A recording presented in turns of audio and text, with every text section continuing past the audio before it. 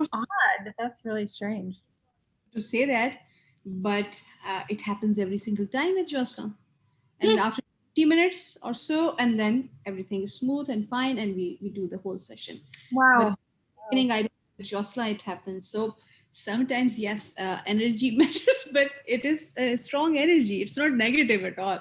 Right. It is strong, yes. Okay, so now you can listen to us. Oh. Yeah, we still can't hear you. Yeah.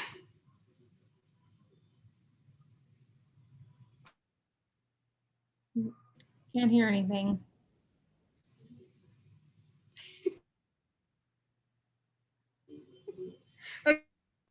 It's too weird. I mean, There we go.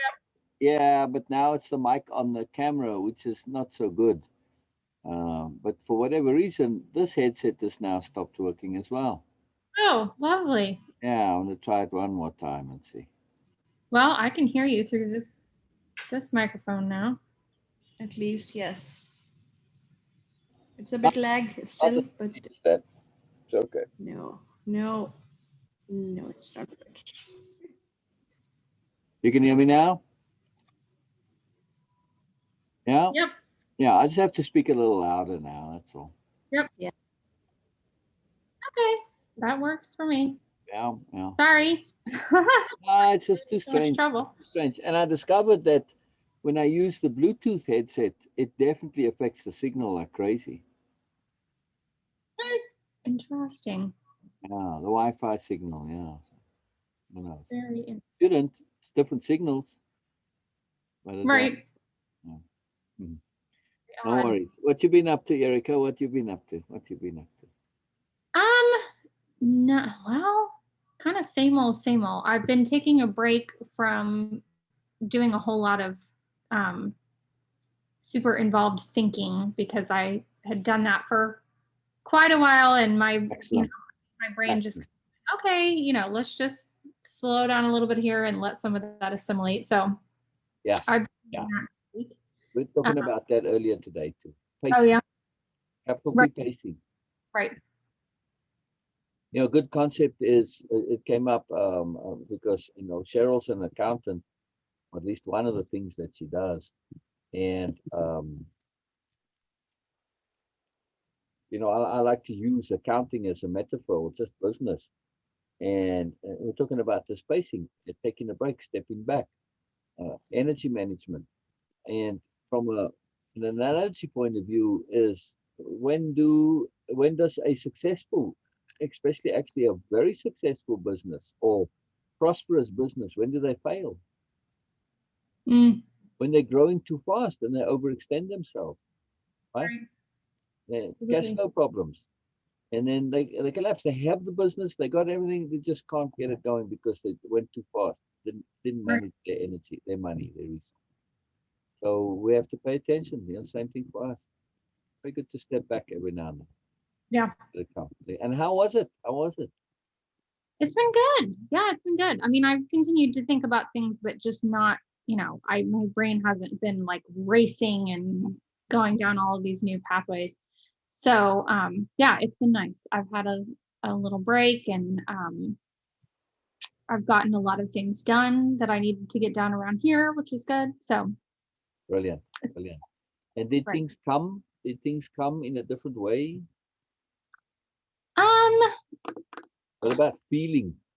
Did feelings come? right. Yeah. I don't know that they've necessarily come in a different way. I'm trying to think specifically if I've noticed any particular difference. Um, I don't know. That's a good question. I'm not sure that it's been different per se. Um, but I don't know. But but we did hear reports of a certain person laughing, Reports of a what? of someone laughing and having fun, and connecting with people and laughing. Yeah. Wait, say that again. Okay, let me say that we Sir is saying that we heard something that you were having a good time and laughing. Oh, okay, okay. Got it. With mom, you mean? Yeah. And she said when you went out with your friends too. Yeah. Yes, yeah. It was so good to see them and catch up. So yes, there was lots of laughing last weekend. Brilliant. Brilliant. Yeah. That's a shift a little bit too. Not that you don't laugh, but more so than been or no. I mean, I think I I wouldn't say necessarily more. I've Mm. been I always find time to laugh, but I think it's been nice to most of the time I'm laughing at myself, not at myself, but sort of with Yeah. myself, in my head at my own jokes.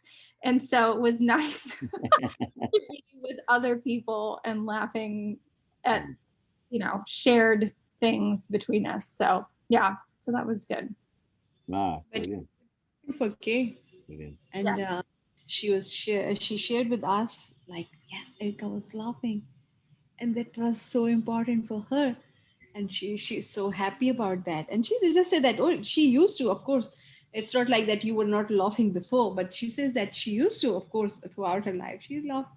But now from last few months, of course, everyone was a bit serious in that mood because of Right, COVID. She right. says it was missing, kind of missing that laugh, and so happy and feeling energized after you were laughing with her. Well, good. Yeah, we had a lot of fun. Ah, Did brilliant. she Yeah. tell you all the stuff that we were laughing at? No, No. no, no. Oh, she didn't say. Oh, man. Okay, let's see. I posted a couple of these in my story. I wonder, I might be able to see. It is a joy when you laugh, though. It's you. It's a big deal. Well, Big deal. I appreciate it. I, yeah, I feel like I'm always laughing, but Yeah. we have, I mean, that's been a huge thing for me. It just sounded like this wasn't. Look, we laugh a lot during the session too, but it's a different kind of a laughter from the feel that I got from Kay. That this Right. was more, like a long extended laughter, like a deeper laughter. Not that you just, laughing, like chuckling and chortling, shorter bursts at things. You know what I mean? Yeah. Yeah. Um, how do I get this out?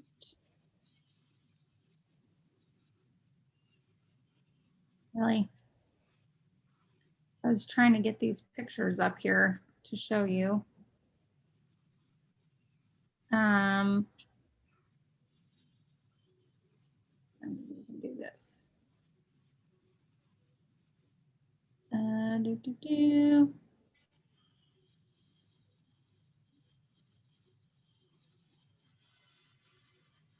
Oh, that's, yeah. Okay, now where's the clown? I gotta find the clown. There. Uh-oh. Clowns. Oh God, it's so bad. Okay, let's see here. All right. See if I can get this up. Yeah, that should be. Oh dang, it's backwards. Oh well. It's a clown hand backwards. It's not well already. Okay, all right. Get back to the beginning here. There we go. So yeah, so we were looking through old pictures part of the time, which we always laugh at the old family photos.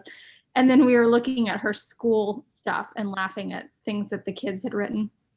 So this picture that I'm getting ready to show you is the one that sent me on a total absolute laughing fit. Every time I see this picture, I just absolutely lose my shit. It's just so this is a picture, and I had seen this picture before probably numerous times and had no idea who it was. Like I didn't really even think anything of it, and then I just found out like last year, I think, when we were looking through photos, that this was my mom.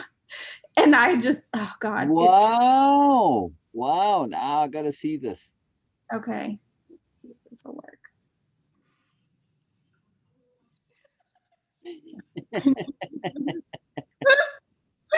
Oh my. She was 3 years old, and this was her Halloween costume, and it kills me every time I see it. Is that the dorkiest clown ever? It is the most disturbing. Like, I cannot fathom what my grandma was thinking putting her 3-year-old daughter in this costume. That mask, that's the most disturbing thing I've ever seen. Oh my God. But this clown just looks so out of it as well, right? Like they're just like, what's going on? Like how did I get here? I was happily in my planet somewhere else, and suddenly I'm here. Like what?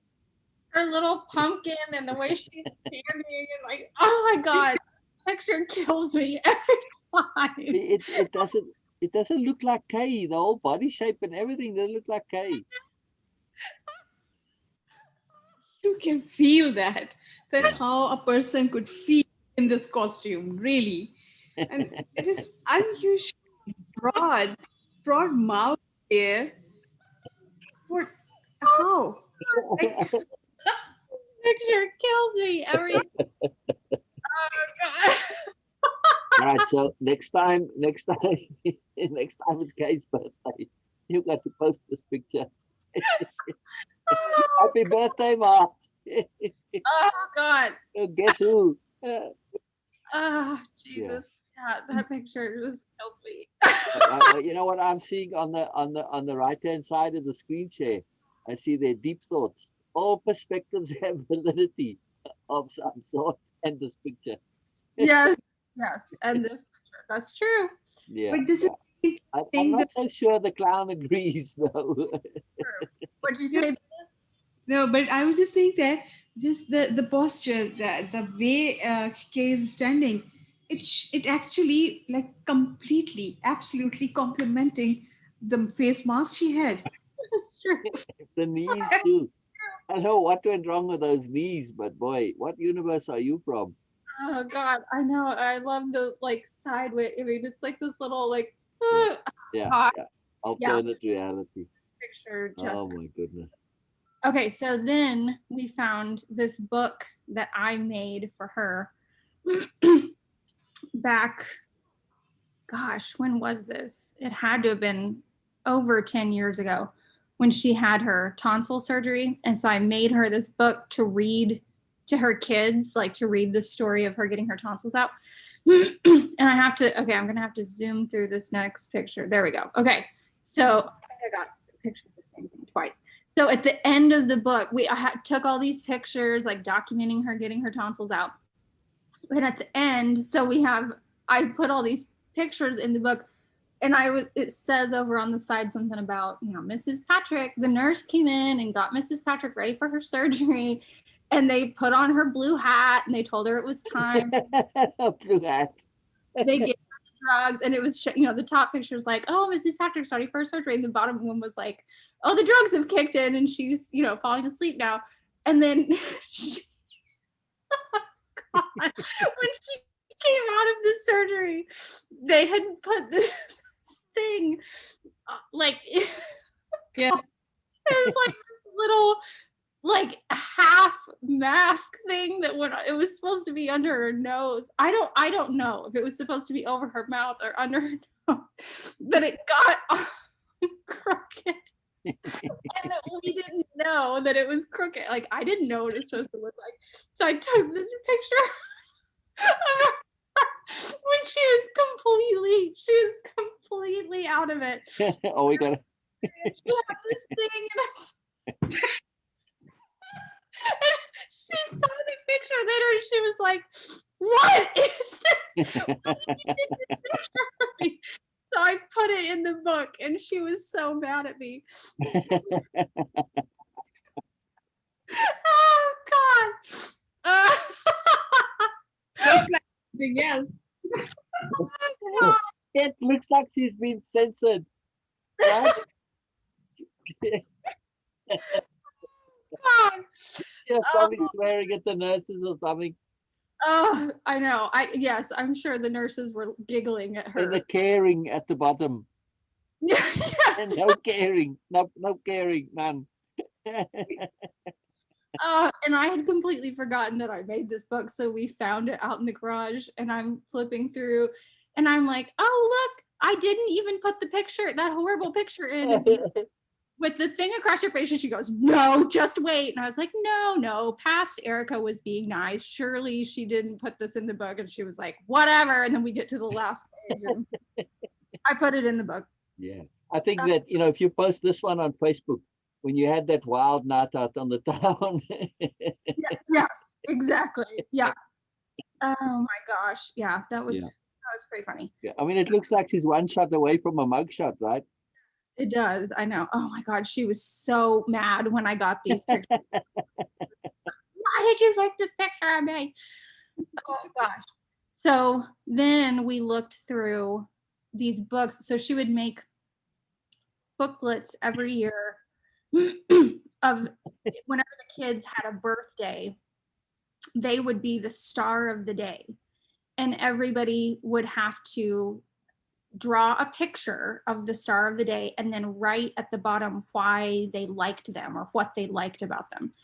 And so she did one for herself every year as an example when it was her birthday. So she has all these booklets from each year. Wow. All the kids drew pictures of her and said why they liked her.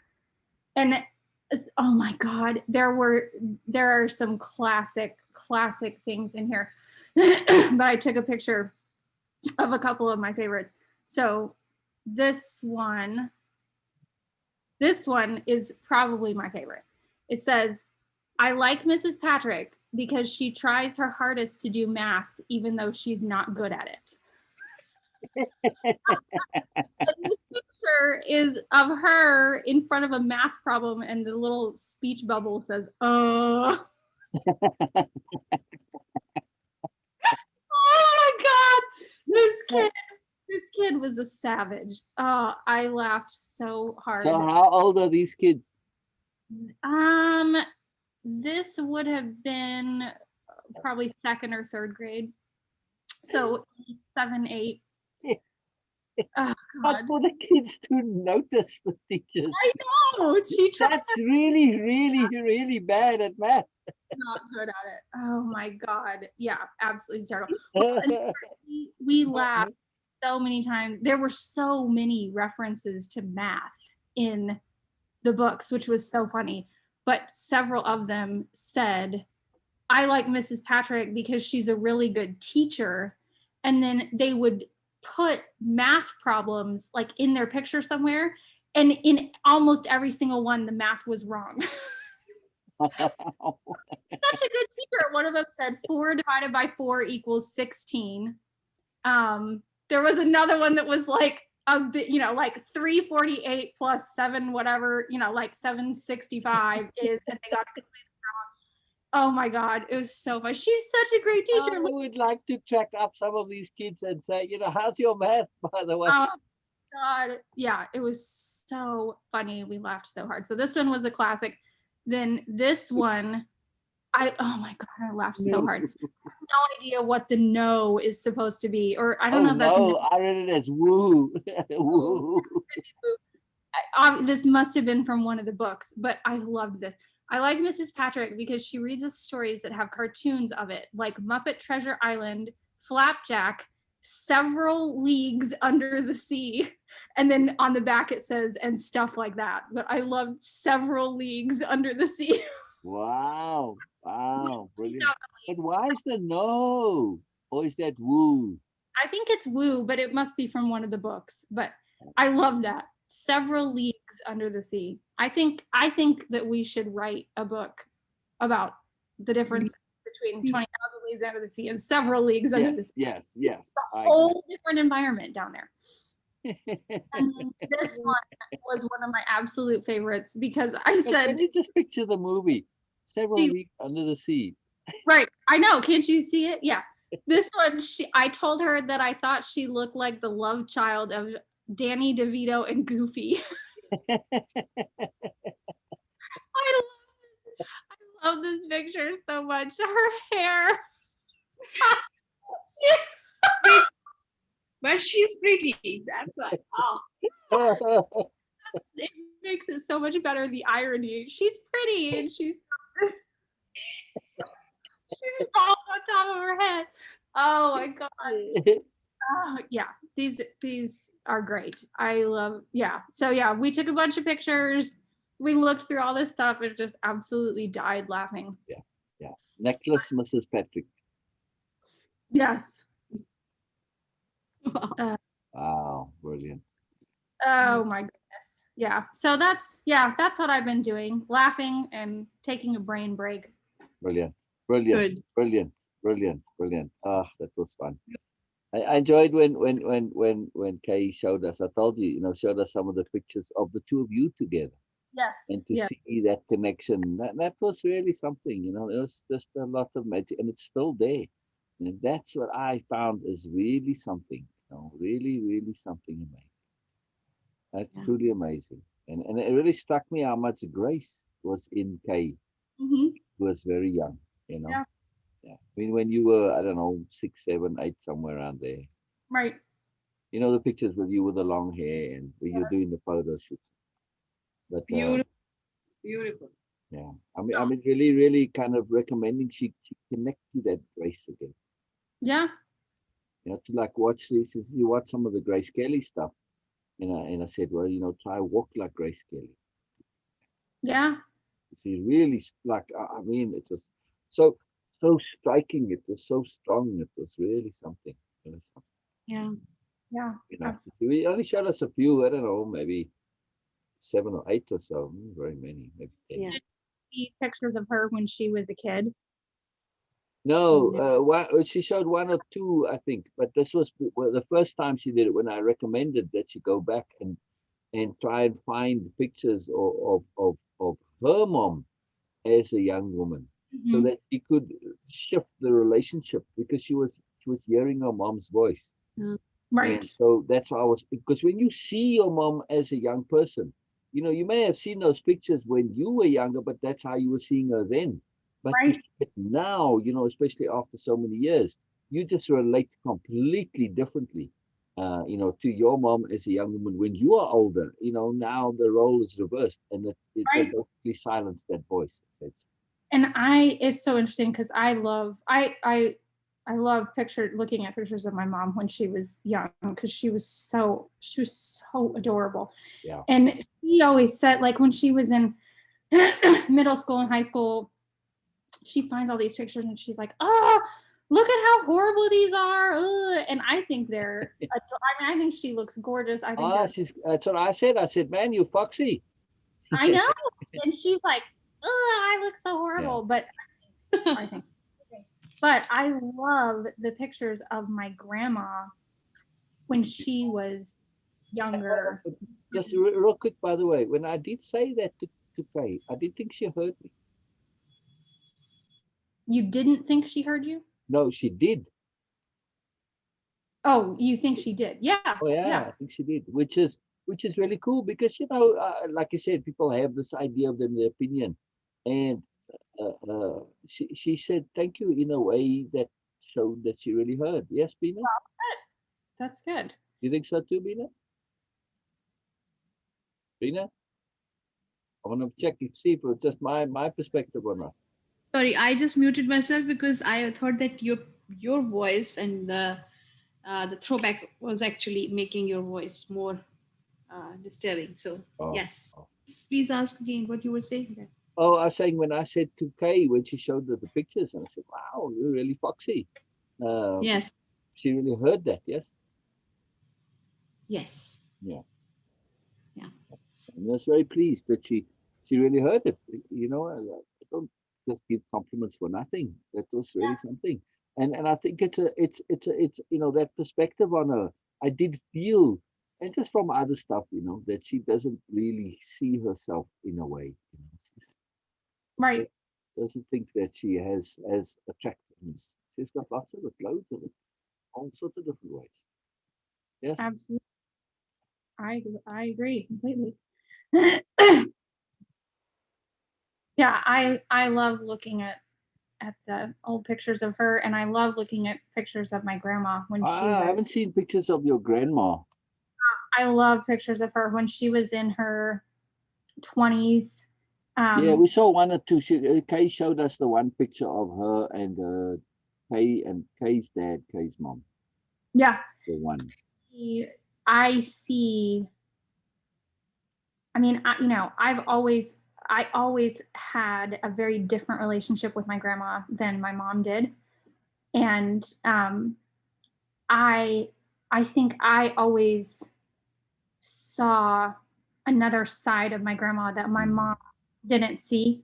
And when I look at pictures of my grandma when she was young, I see that side of her That's out. So interesting. That's display. interesting. So you And brought out your grandma's younger side. do what? You brought out your grandma's younger side. I think so. I mean, at least I was able to see it, and I think my mom never. I think she has started to now, but their relationship was Yeah. so different than my relationship with my grandma. Yes. The perception of Kay towards her mom. Yeah, I saw you post that the other day. Yeah. That is one of my absolute favorites of her in her little. I just love her glasses. She's got her Coke bottle sitting out in the sun. I love all of these old pictures of my grandma. Kay has shifted her perspective on her mom. Yes, oh, she has for sure. Absolutely, absolutely. Since that time when she was hearing her mom's voice, she said, just the mom would say things and then the words come like that.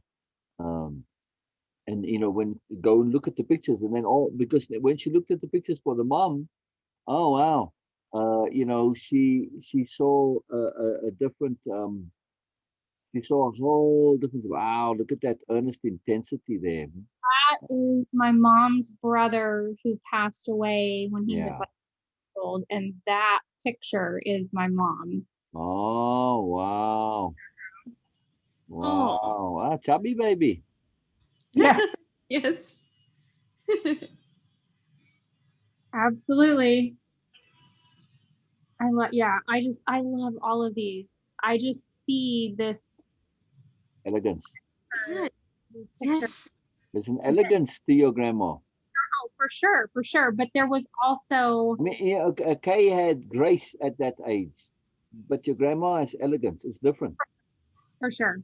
But one of the things that I love is that my grandma also was one of she was someone that I loved laughing with. She and I would laugh so Uh, much, and she was so Ah, funny. And I feel like that was a side of her that I got to experience that I don't think my mom did. yeah, yeah. So I think my mom experienced a lot of my grandma's sobriety, a lot of her fear. I think my grandma went into survival mode when my mom was young and she had to find a job and take care of everything. And I don't think my Kay was her first, right? yeah, I don't think my mom got to see the fun, silly side of my grandma very often. And I feel like my grandma and I were that way with each other all the time. So I loved, I mean, I love seeing wow. smiling and, to me, I see that part of her in the old pictures of her so clearly. I love this. Her hair is just killing me in this picture. That was the fashion. That was the fashion. Yeah, Don't you think she looks like my mom? I can so yeah. A see little bit now. my mom. Yes. Her. In this picture, yes, absolutely. Yeah, that's so interesting. But yeah, and I love this picture of my mom and my grandma together in their little matching white dresses. Oh, yeah. But you definitely see there's a more of an earnestness and a seriousness, and I don't want to mess up. Yeah, yeah. Yes. My grandma, I think above anything else, from my perspective, her goal was to be good. She wanted so badly to be good. Yeah. And unfortunately, that panned out in a number of inappropriate applications of goodness, but she had such an earnestness and earnest goodness in her, that to me was just like the most obvious thing in the world. But I don't think it was super obvious. I certainly wasn't super obvious to my mom, and I'm not sure how obvious it was to others. Although my grandma had more friends than anyone I have ever, like, she did not know a stranger. She had so many friends. And I think a lot of them really saw that in interesting her. and somewhat surprising. It's very interesting. Yeah, she was a social butterfly for sure. Wow. Wow, that picture on the beach. She has that movie starness there. Mm-hmm. Yeah.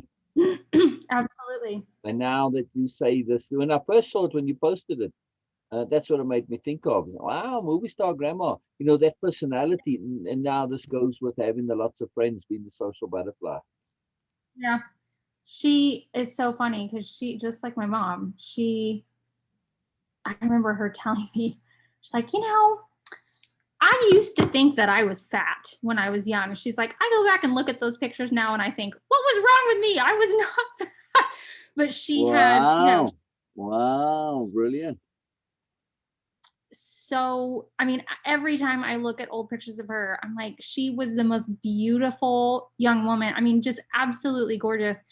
And she did not think that at all. She did not have any kind of. Well, I hope that's. Yeah. I mean, you there's a lot of your grandma and you, obviously, the goodness, but I hope you don't share that sentiment. I have for quite a long time. I'm starting to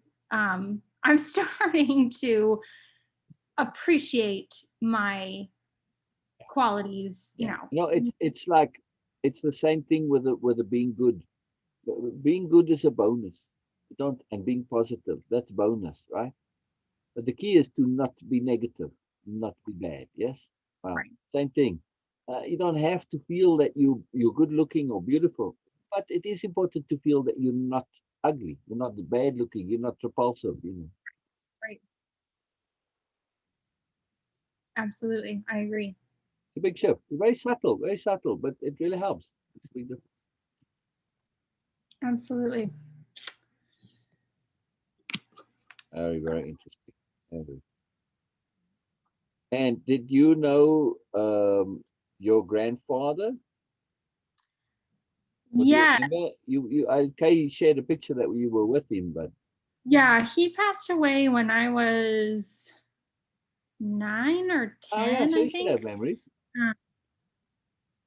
And we didn't spend a ton of time together.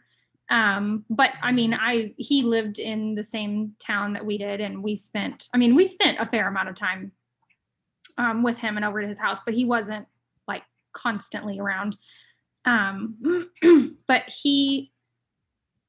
I mean, it's interesting. I guess it's hard for me to compare because the only other grandparent that I've ever known is my grandma, and we lived with her, and she was like the most doting, attentive, she was basically another parent to me.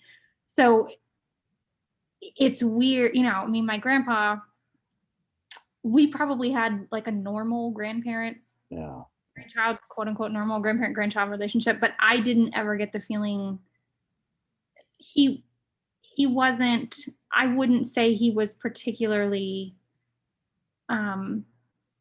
like doting or affectionate. I mean, he was nice to me, but I didn't ever get this idea that he was like no super connection. Yeah, I didn't ever get this idea that he was super duper attached to me. So, I mean, I got to know him. I really liked his wife. I think I told you guys that story, didn't I? Did I not? Oh my gosh, that was so At least funny. I don't remember. I need more info.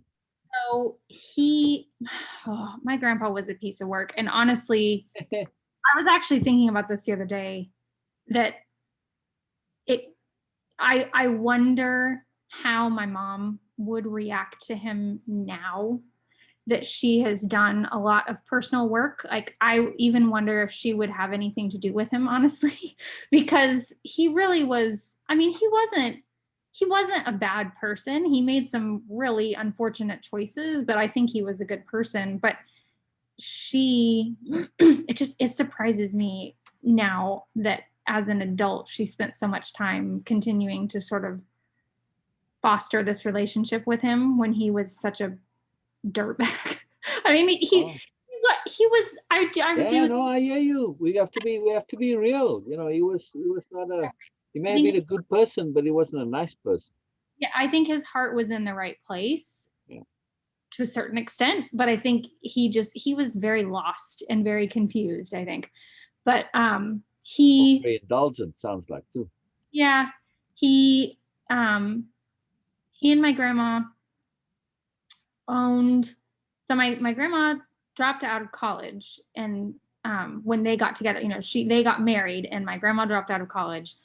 He um was a principal at several schools, I think, for a while. Then I don't know why he stopped doing that. I assume that he stopped doing that. And then they started several businesses, I think. Um, the last one was like a little dress shop. Um, and my grandma was running that with him. I think that was the last business they had when things started to go south, but they were in a really bad way financially. My grandma wasn't working. They had my mom. They'd had my uncle Scotty, but he passed away. Then they had my uncle Jay, and they apparently they had like no money. The business went under. They had to file for bankruptcy. They had one car and it got repossessed. They were like in this really bad spot. And my grandpa, my mom was 9, my uncle Jay was 2. They've just filed for bankruptcy, right? Their car got taken away. My grandma has not worked, like real. I mean, she worked in their dress shop, but she has not worked basically ever. And he writes my grandma a note saying that he's leaving, leaves it in the apartment, and bounces. Wow.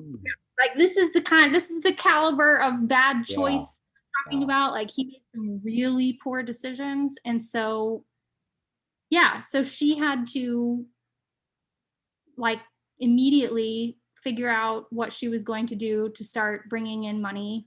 This was in, this would be early 1960s, and like divorce was still basically unheard of. They moved into this tiny apartment. Her mom moved in and started helping them pay the bills. My grandma had to, like immediately figure everything out, find herself a job. She didn't have a college education, all this stuff. And my grandpa ran off with it wasn't his current secretary, I don't think, but I think it was like a former secretary of his. So he leaves her a note saying, I'm going, runs off with the secretary. Then he and the secretary got divorced, and he married this woman named Mary, who happened to be, when my grandma and grandpa were still married, Mary and her husband were friends of theirs, and they would get together and play bridge all the time. Wow. So Mary got divorced from her husband. Grandpa left grandma. He leaves the secretary. He and Mary get married. So my grandma already knew Mary, and she was friends with her. Then my grandpa leaves Mary, or I don't know, they got divorced, and he goes back to the secretary, and they get married again. And then he leaves the secretary, they get divorced, and he goes back to Mary, and they get married again. Wow. Holy cow. And where it leaves off. So when I was little, when I knew him, he was married to Mary for the second time. But my grandma and Mary stayed friends that whole time, which is like shocking. Double Like, bizarro. isn't that weird? So I remember one of my favorite stories after my grandpa passed away.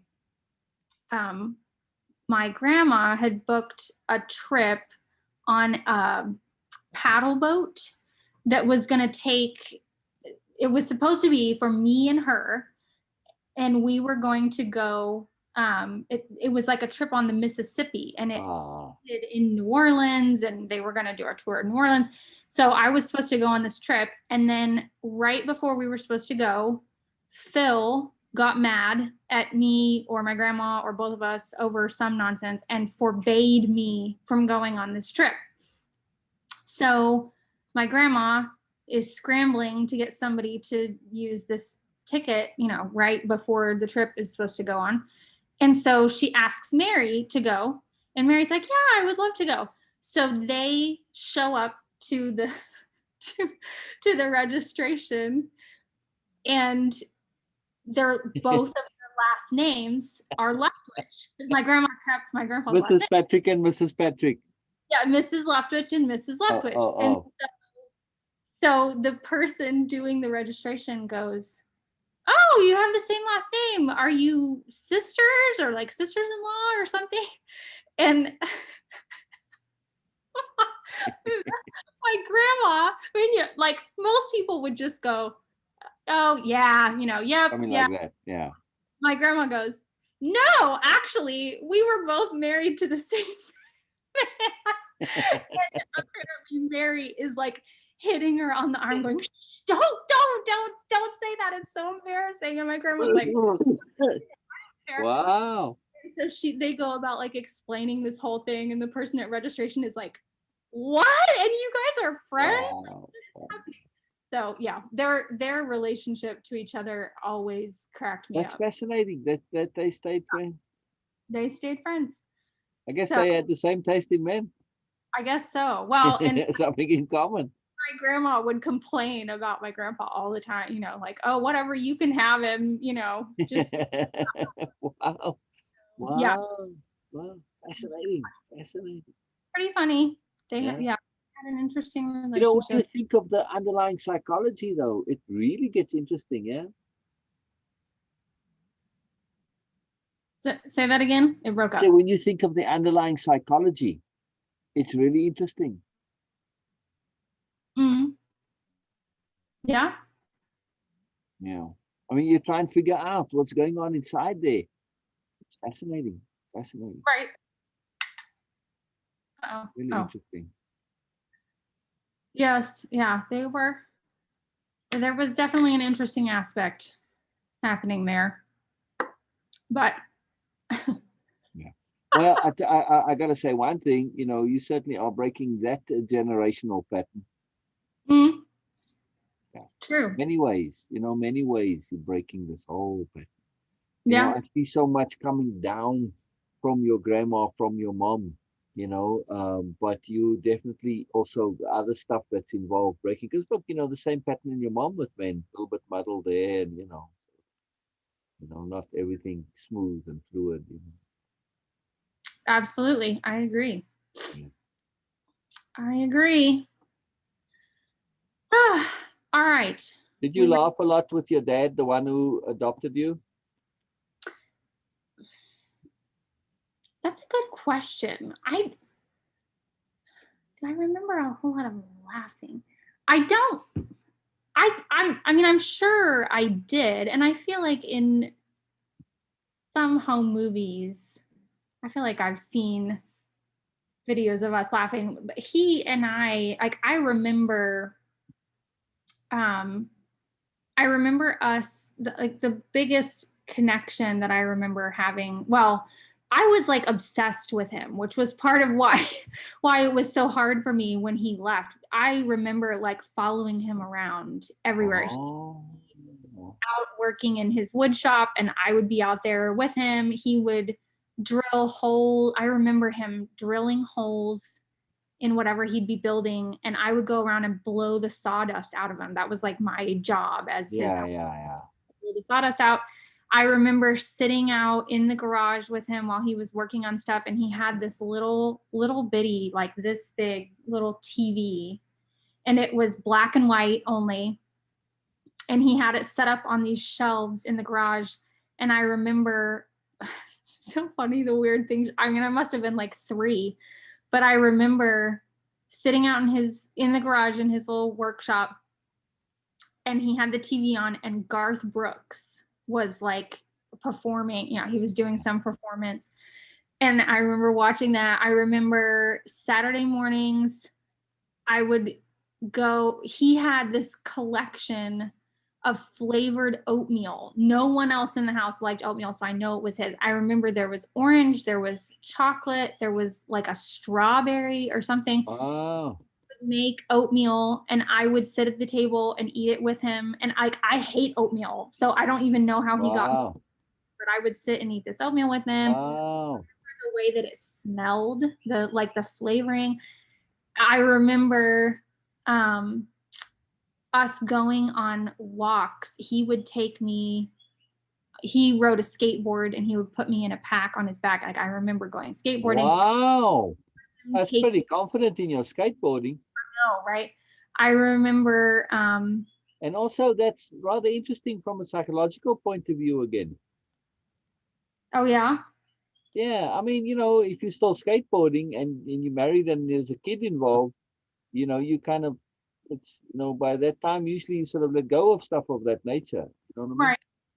I thought I took a picture of those. I guess I didn't. One of the things we saw when we were going through old pictures, we found a couple of photos of me in the pack on his back while he was on his skateboard.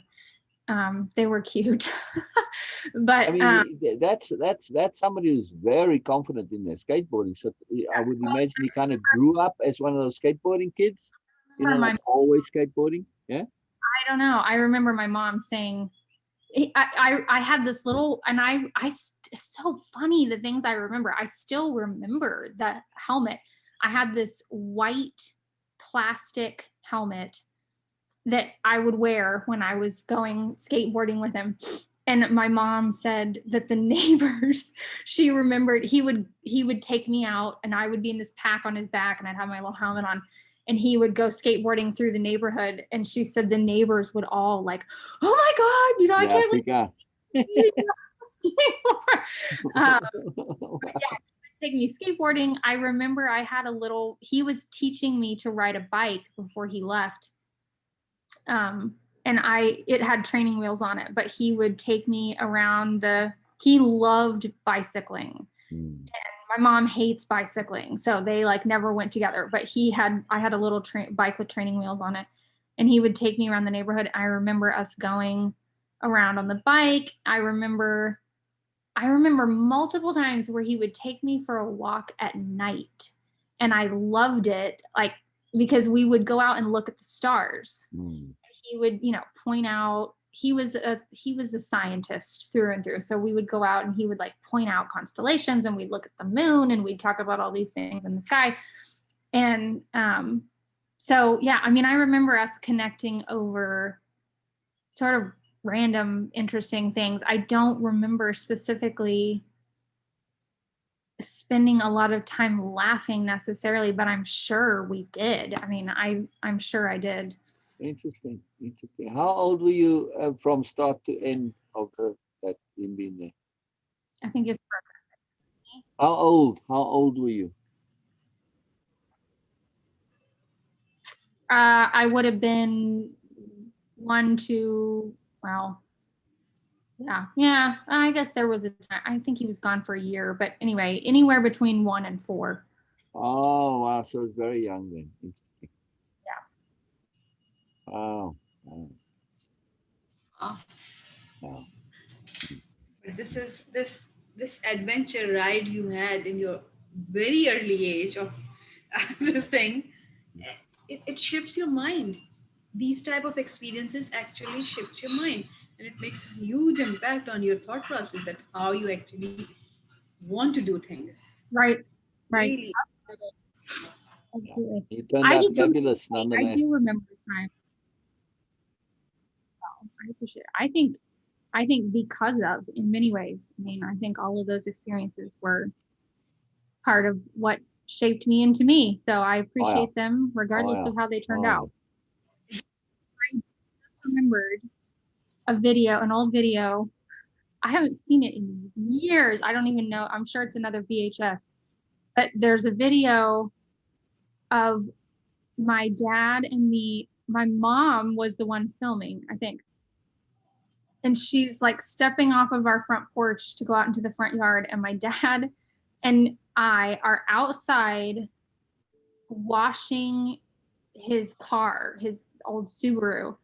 And I'm like over, like off camera, you can't see me. And I've got the garden hose.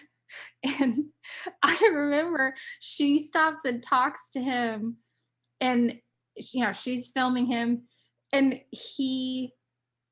I don't remember, I can't remember the semantics of it, but somehow or other, I think he's like standing there, and she distracts him, and he's looking at her because they're talking, and then you hear me like shriek, like this like shrieking sound, and then like giggling, and I'm chasing after him with the hose, and I like got Brilliant, brilliant, brilliant. laughing and chasing after me. I remember that from a video. So I'm sure we did. I'm sure we laughed. Yeah, you must have. If you could do that, then you were free to kind of fool around. So yeah, that's cool.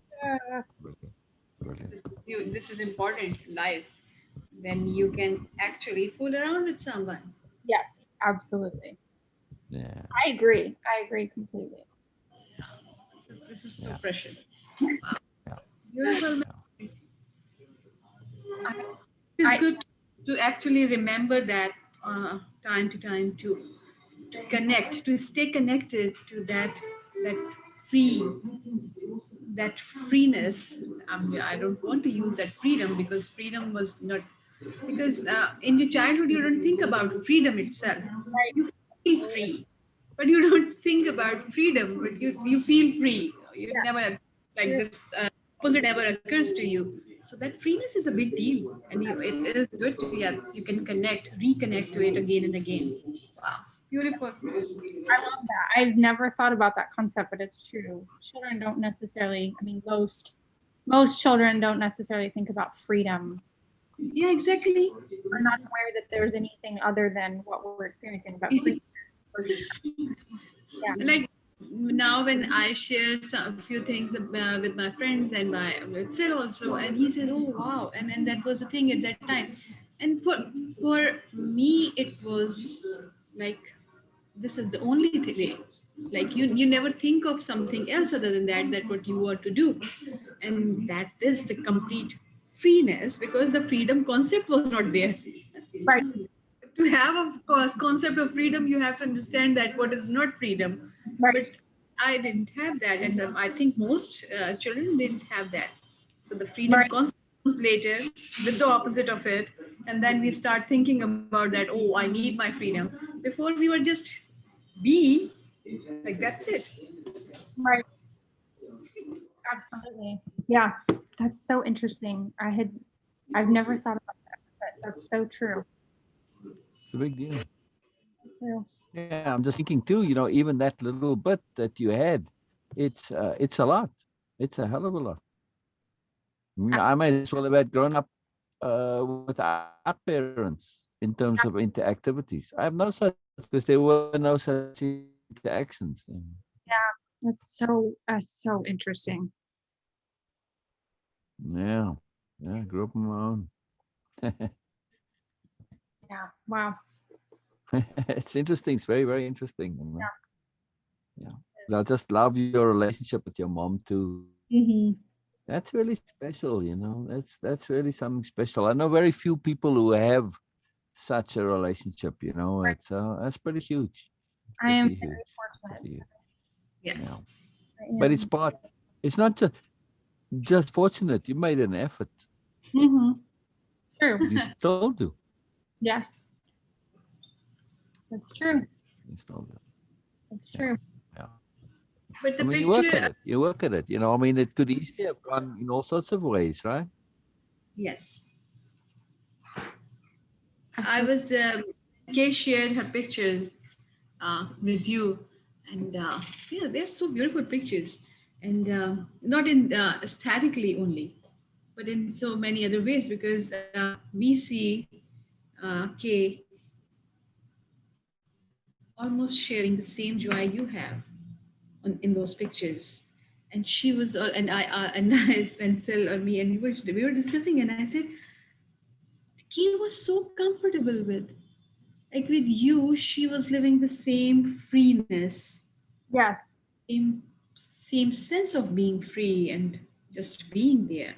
Because absolutely. in those pictures, I can say that she was completely in attunement with you, Mm. and Right. she was like, because her joy, her smile, and the being comfortable with is very obvious in that. It's so beautiful. I agree. I was trying to find, I just saw it. One of my favorite pictures of the two of us. Um, Where did I see that? And when you said that about her being able to sort of share in the same joy that I was that one of the things that I love and appreciate about my mom is that she so easily captures and sort of radiates this childlike joy. Um, yes. I mean, to me, that's what made her such a fantastic teacher. She was Yeah. able to slip, she is able to slip into Yes. just total embodiment of childlikeness, I think, childlike joy. Yeah. Um, and I admire that so much. 'Cause I just love the way she talks and the way she shares her things. So for me, it is always, and yesterday that Beena, you were there. And Basil was hardly. He was just saying that, yeah, me and Kay, we were discussing a lot of things and we were sharing. Because I always feel very comfortable and always very profound at how things comes up in her life also. Because it's not overwhelming. It's not like, oh, the very contrasting things happen, oh, the flashy, but the very subtle, very tiny little details, and it makes huge connections for her. And I just love this connectivity. Connect is a big term in my dictionary of power, and I just love that. This is Oh, yeah. I saw this picture. This is so wonderful. this is one of my favorite pictures of the two of us. And I love that she like this is just to me, this is the perfect embodiment of who my mom is. Yeah. Exactly. Then look at her. Wow. Wow. I don't recognize her there. Yeah. Wow. Wow. Similar. Yeah. Wow.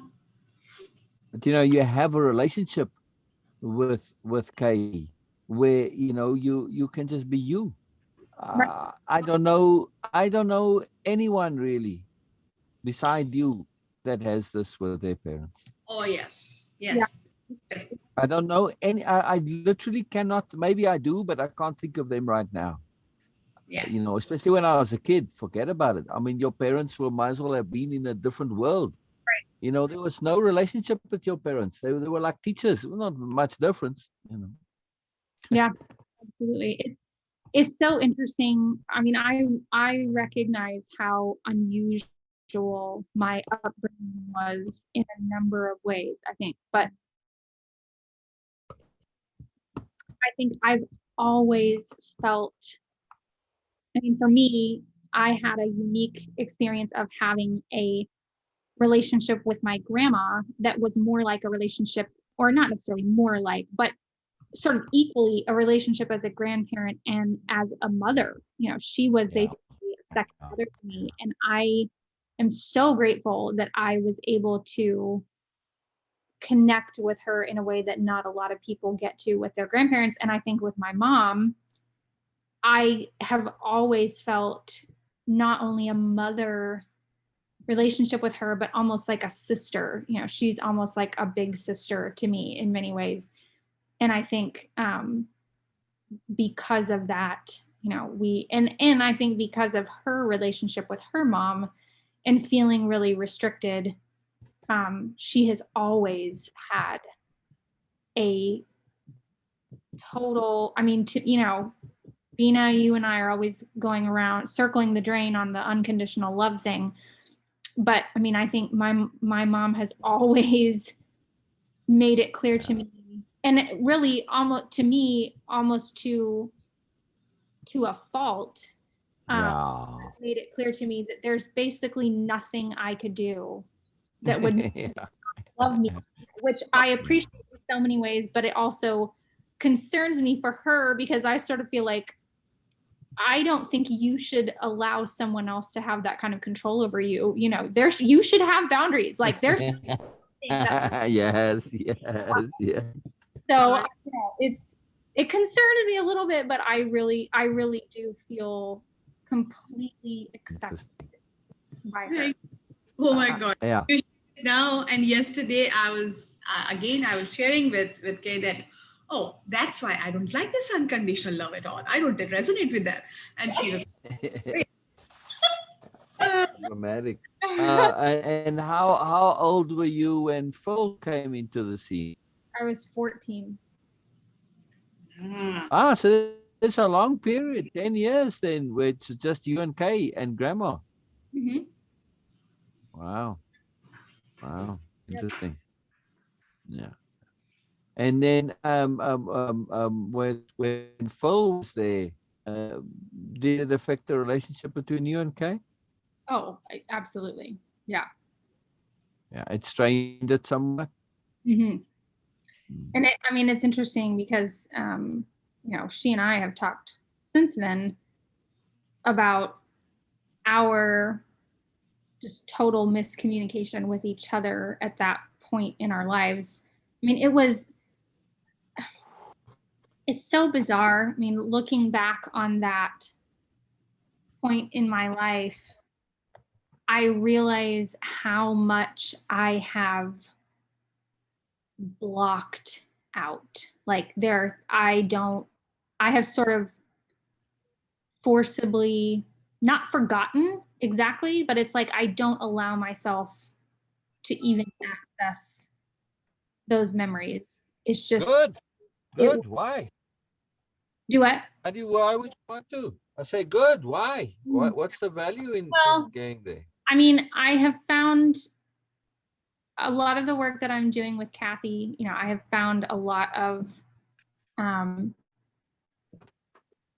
understanding and peace from not digging up specific memories per se, but just sort of forcing myself to face the awful truth of that time in my life.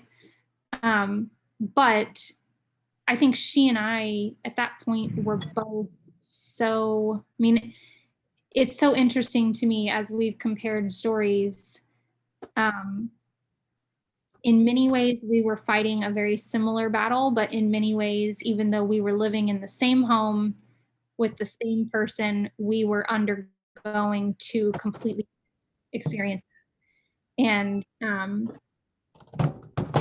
unfortunately did a really poor job of communicating with each other, I think, because we were both so, we were in survival mode at that point. And it's so interesting because part of what Kathy and I have talked about on numerous occasions is how interesting like trauma is, that people can experience trauma through something as awful as like sexual abuse, or they can experience trauma from something totally minute to someone else's eyes. It doesn't matter. Like that's not how trauma works.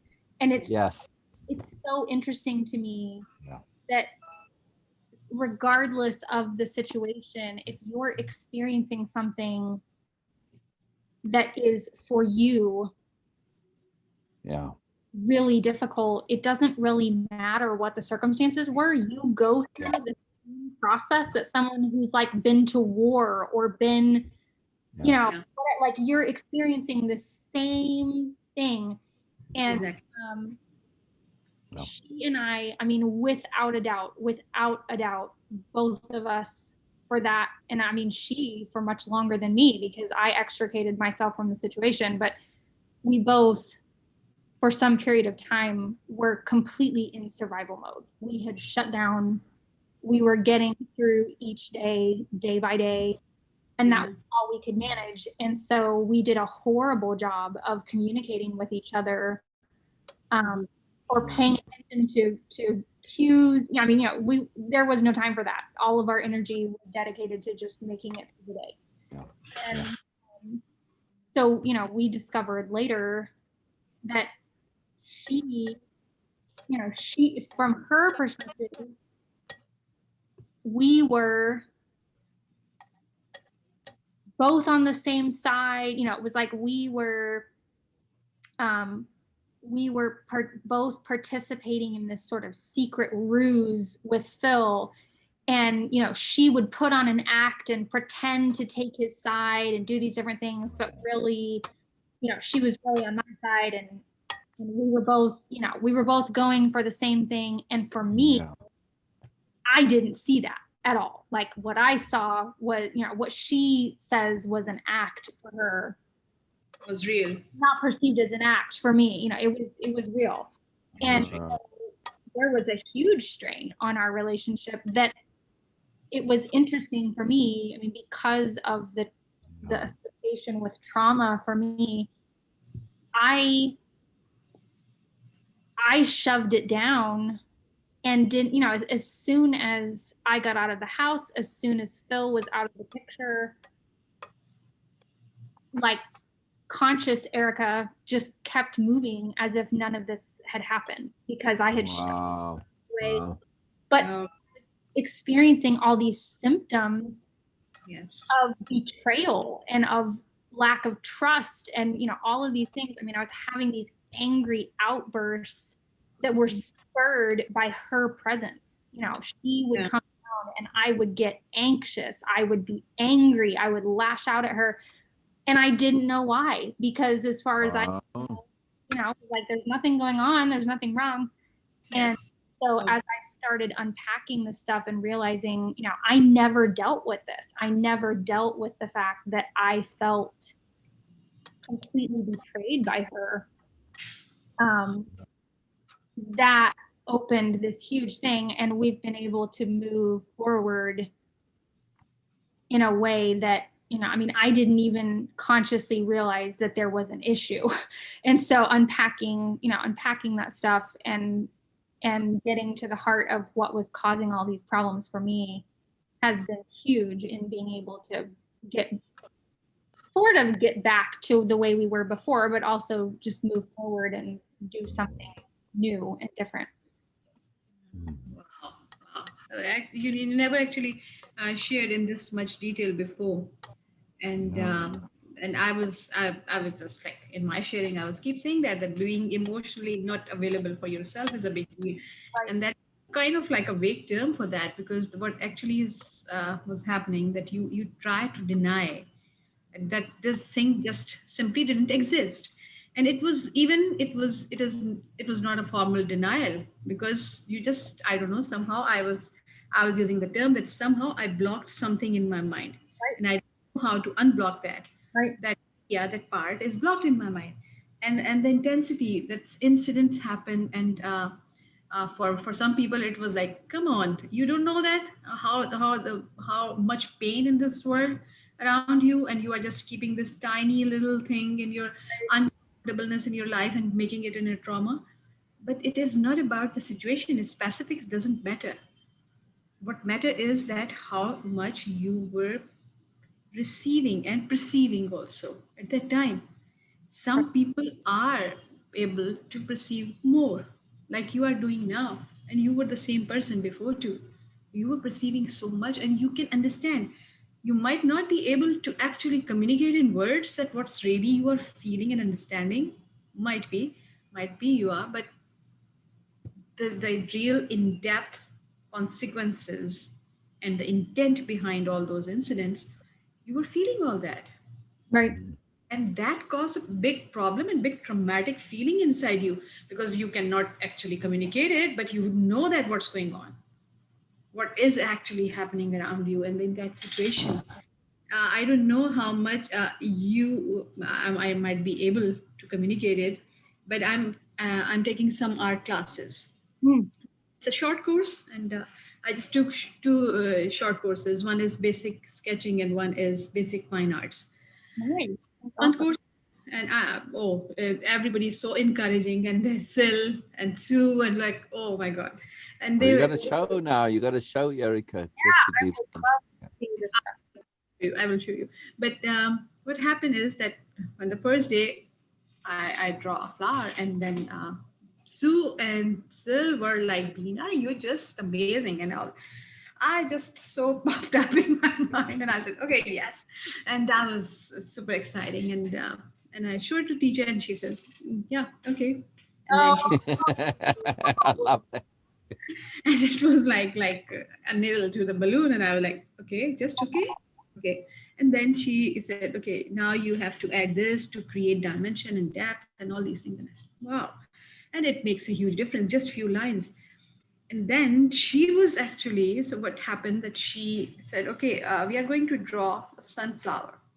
She Mm, took this picture, and she started drawing that. So immediately when she saw, she said that we are going to draw a sunflower, my mind jumped to the yellow color. mhm.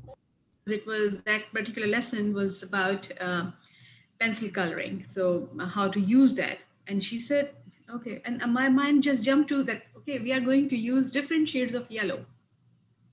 Of course, we are going to draw a sunflower. Right. But my teacher took brown and black, and then she started drawing, and the whole sunflower, when she was drawing, it was almost 70% of different colors: brown, black, some oranges, some grays, but 30% only yellow. Wow. And I was like, what is happening here? So then that was like, I was just observing that. I was not practicing nothing, just observing her and try to understand that. And because of way of impeccability connect understanding, my mind was making connections too. And I realized that how our mind assume or pretend things, or understand things, and what our eyes sees, it's a Mhm. different detail. We were both sitting from the same side, like we were sitting side by side, my instructor and I was just sitting next to her. So we were looking at the same picture from the same perspective, but what I was understanding was yellow color, because it was flower. And what she was looking at, she was looking at each and every line, Right. and she was actually getting the colors. And that was like a kind of a subtle shock for me. Yeah, absolutely.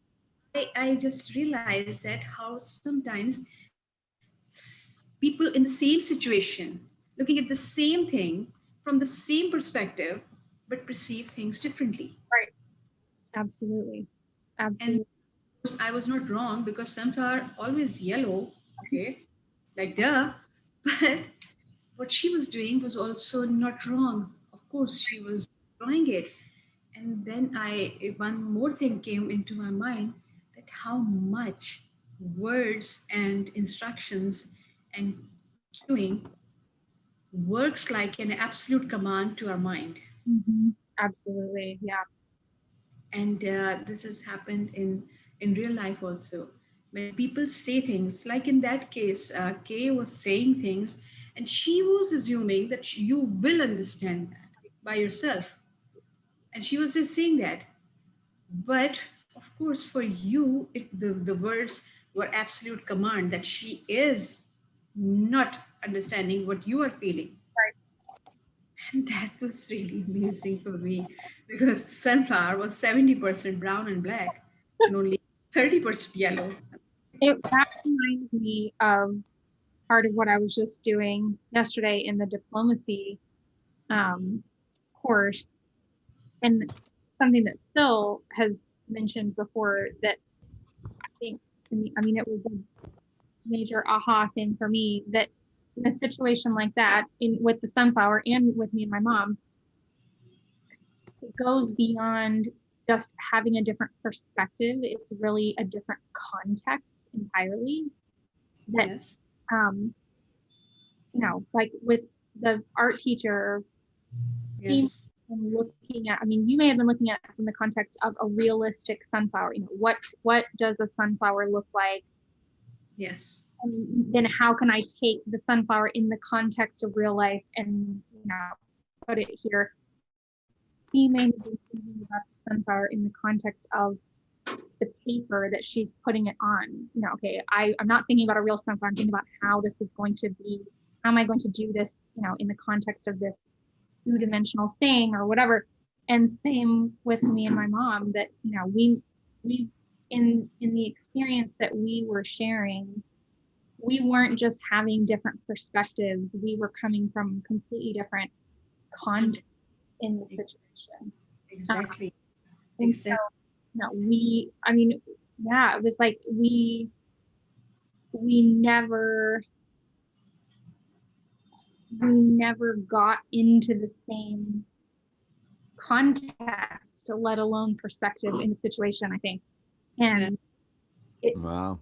you know, it took many years after this happened, and lots of discussions to even begin to understand what was really going on with each of us, I think, in that situation. Wow. I was following my belief that because sunflower is yellow and I always see the yellow color, so it has to be yellow only, and I have to draw with the yellow color. So first it was my belief, and I was jumping on conclusion. Also, it was about, as you said, about the context. When things happened, in my what context I was coming from was sunflower is yellow, and I need to draw a yellow flower here. And third context was to actually depict the same thing, exactly what we are actually looking. So perspective shifting becomes a huge deal in my art classes, because what my mind is understanding is totally different to what my eyes are actually looking at. Right. It's a That big was really interesting. Yeah. it is a big difference, huge difference, because Mm. my mind can understand that it's a sunflower and it's a yellow color, and it is shining in the sunlight. But what my were actually looking at was a two-dimensional image of sunflower, not a sunflower itself. And that two-dimensional image of the sunflower was actually showing a lot of dark colors into that, of the lights and shades and everything, and the sunlight, which makes you smile like, oh yes, the sunflower is glowing and all bright in the sunlight. But when you have to draw, you have to actually draw some white spots on that. Yeah. Might Right. look ugly if you don't draw it appropriately, but this is how these things are. So this whole process, and how I was discussing with Sil that I was amazed by that how a human mind, at one hand, is so sophisticated, so complex, Mm. but on the other hand, it is so simple, Yes. really so simple. You can just say a word and it just accept it without doing anything at all. Sunflower, yellow. Right. Boom. Yes. How? And this is what we want to do in Way of Impeccability. We want to take that ability of ours to see sunflower, and then we want to unpack it to see the shades, the lines, the color variations, and then put it back together again. Well, Right? Absolutely. So we have the concept. I think I mean, it's so interesting because, like, with the PSP, it seems like for me, a lot of the process of Way of Impeccability is challenging the brainstem part of ourselves to, Oh, Yeah. grow. yeah. Because it's like, that's, Big time. that's a big part of it, right? Is forcing our brainstem out of its comfort zone. Like, okay, Yes. I Yes. you want to be thinking in black and white terms, this is this, and if it's not this, then it's that, and da da da da da. But like, that's not the way everything works. So let's keep Exactly. pounding on that. Let's keep going. Yeah. It's huge. It's huge. Because that Yeah. brainstem, it's Please not write this. given. Oh, go ahead, Beena. Go ahead. that please write this for me, because this is so exactly right, Mm. true for this faculty, how things happen. Please, please, please. Oh, wow, I just love this. Wow. Yes, exactly. This is what happened. Yeah. Pushing your The boundaries. brainstem. Oh, go ahead. Sorry, Beena. I keep thinking it done. Sorry. Please continue. Oh, I was saying that the brainstem, it doesn't of its own accord think past step one. It's very basic. It's very primitive. I mean, basically, you see the way animals think. It's what's obvious. That's it. There's no real second step thinking. Occasionally, yes, but it's unusual when you see this. And this is what we need to do, is to get that on behalf of the brainstem with the other brains. Yeah. Yeah. Ah, I just, and this is what makes connectivity so huge. I, It actually not only push your boundaries, but also it creates new horizons instead of boundaries. Wow. I Wow. Mm. absolutely. I don't know if you got all of what I was saying there. Yeah, did you? Yes. Yes. Okay, brilliant. Hey, Joe. I saw Joe going by. Well,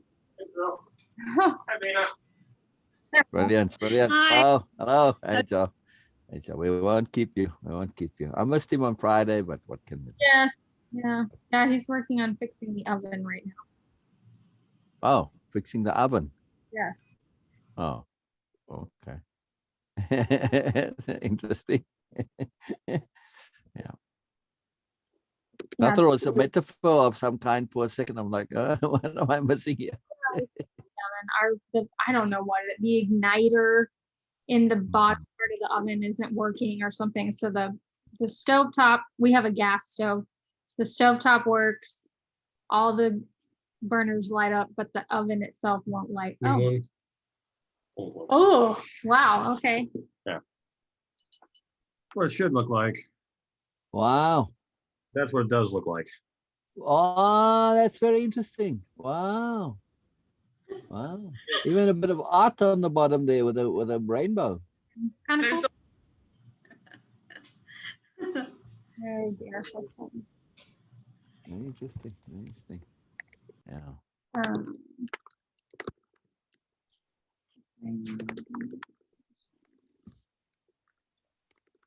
Most exciting. Are we going to the session? what? Are we going to the session? Capital diplomacy? Oh, we can. Yeah, I was making a note about what we were just talking about. Right. I like that it forces us not just beyond the binary limitations, but it kind of forces us to imagine things that we didn't even think were. Yeah. Oh, So I have a question, Mm. because some clarity. You said about people who has been kidnapped or being actually controlled by other people, and you said that body actually when someone is physically being controlled or kept by someone, their mind also being hacked, and they simply give up the ability to think outside the box in the usual way. Yeah. How this actually happens? Because in this situation, like someone, okay, we don't go into specifics, when someone is pretending that, oh, the other person who is also in that same situation and suffering, and also having all these experiences with you which are not pleasant, and you just assume that okay, this person will understand that like in this case, K was assuming that. And Erica's mind at that time, a teenager, was just seeing that things are totally different, and what I'm understanding is not the reality. Does it Mhm. make really a mind feel like or being like hacked one? Because for you, the reality and the deception kind of thing is happening at the same time. Is this the same situation, like people who actually get kidnapped or something happened to them, and they just start doubting their ability to think outside the box? Oh yeah. So when you look at prisoners or anybody who's been kidnapped, and you see the very different reactions, from the one extreme where people basically just give up and even in, from suicide to deep depression, or others that come out of it and survive. But then you get the other end of the extreme where people come out of it and it's a positive experience for them. Maybe it wasn't pleasant, but they learned something and they grew. And there are some Holocaust survivors that said this is the best thing that ever happened to them. It changed them. It made them into who they are. So it all depends on the psychology of how much you are willing to compromise your own inner honesty. Mm-hmm. Right? So it's how much you buy into what's being said or not said. You can be obedient, but not buy into the system.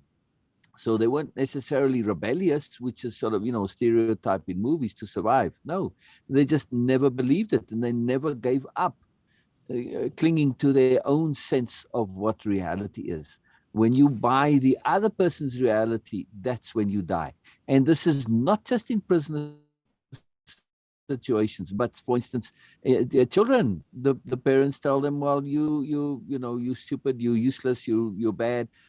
Same thing we were talking about earlier with Chanel, growing up in that super religious community where you grow up and you're a sinner. We're all sinners.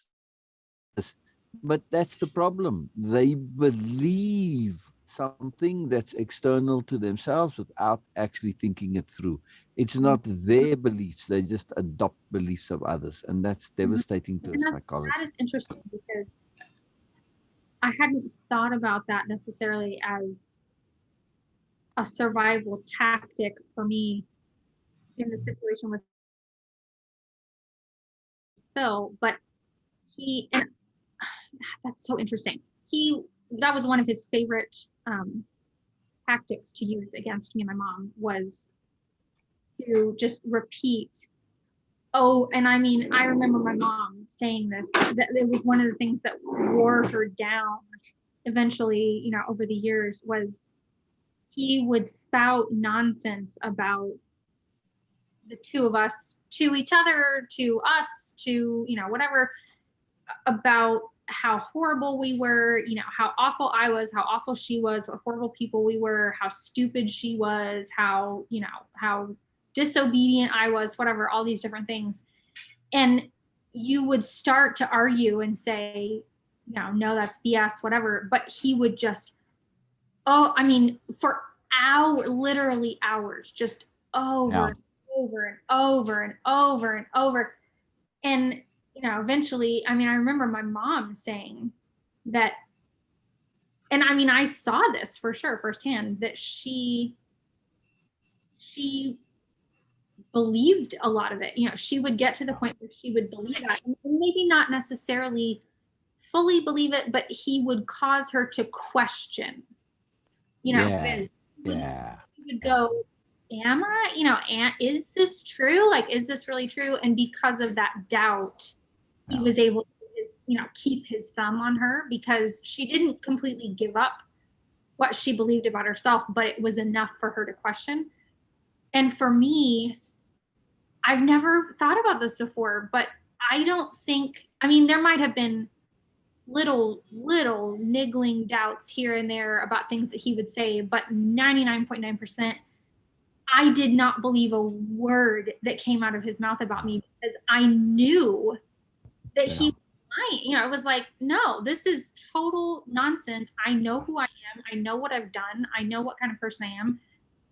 This is not true. And I think that I haven't thought about that before, but I think that definitely helped me and spurred me toward getting myself out of that situation, because I didn't believe it. And I was like, this is nonsense, and I'm not going to sit around and listen to this.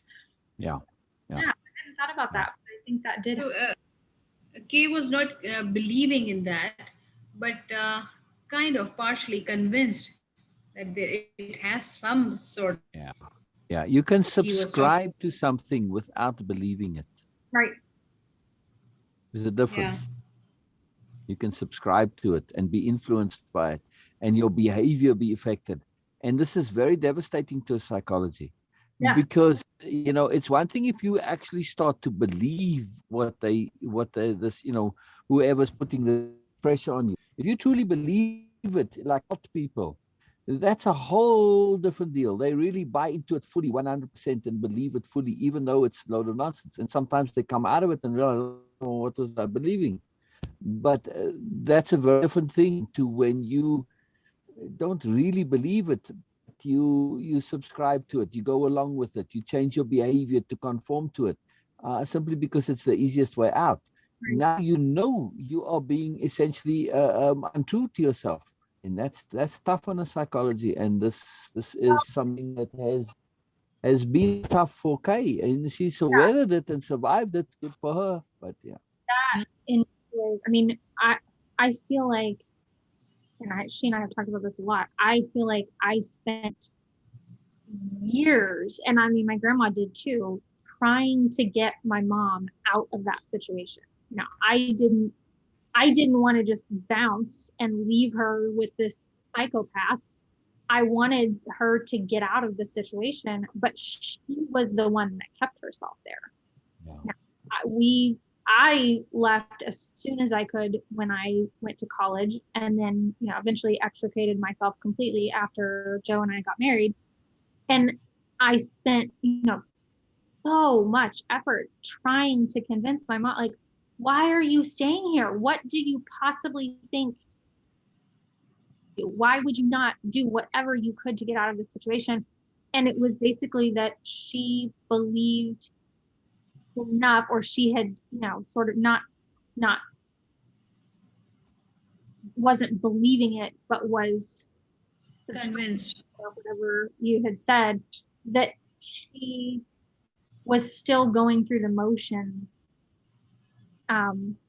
even though, because it was easier, because she had tried early on to sort of fight against that, and he squashed that immediately, with all of his nonsense. And so, that the fact that she had enough of a doubt about the validity of what he was saying kept her in that relationship for 12 years, which is, that's A long time. frightening. That's frightening when someone else can have that kind of sway over your own self-conception. Yeah. And it's a couple of awful truths there that Kay doesn't want to deal with. One, I've been wrong.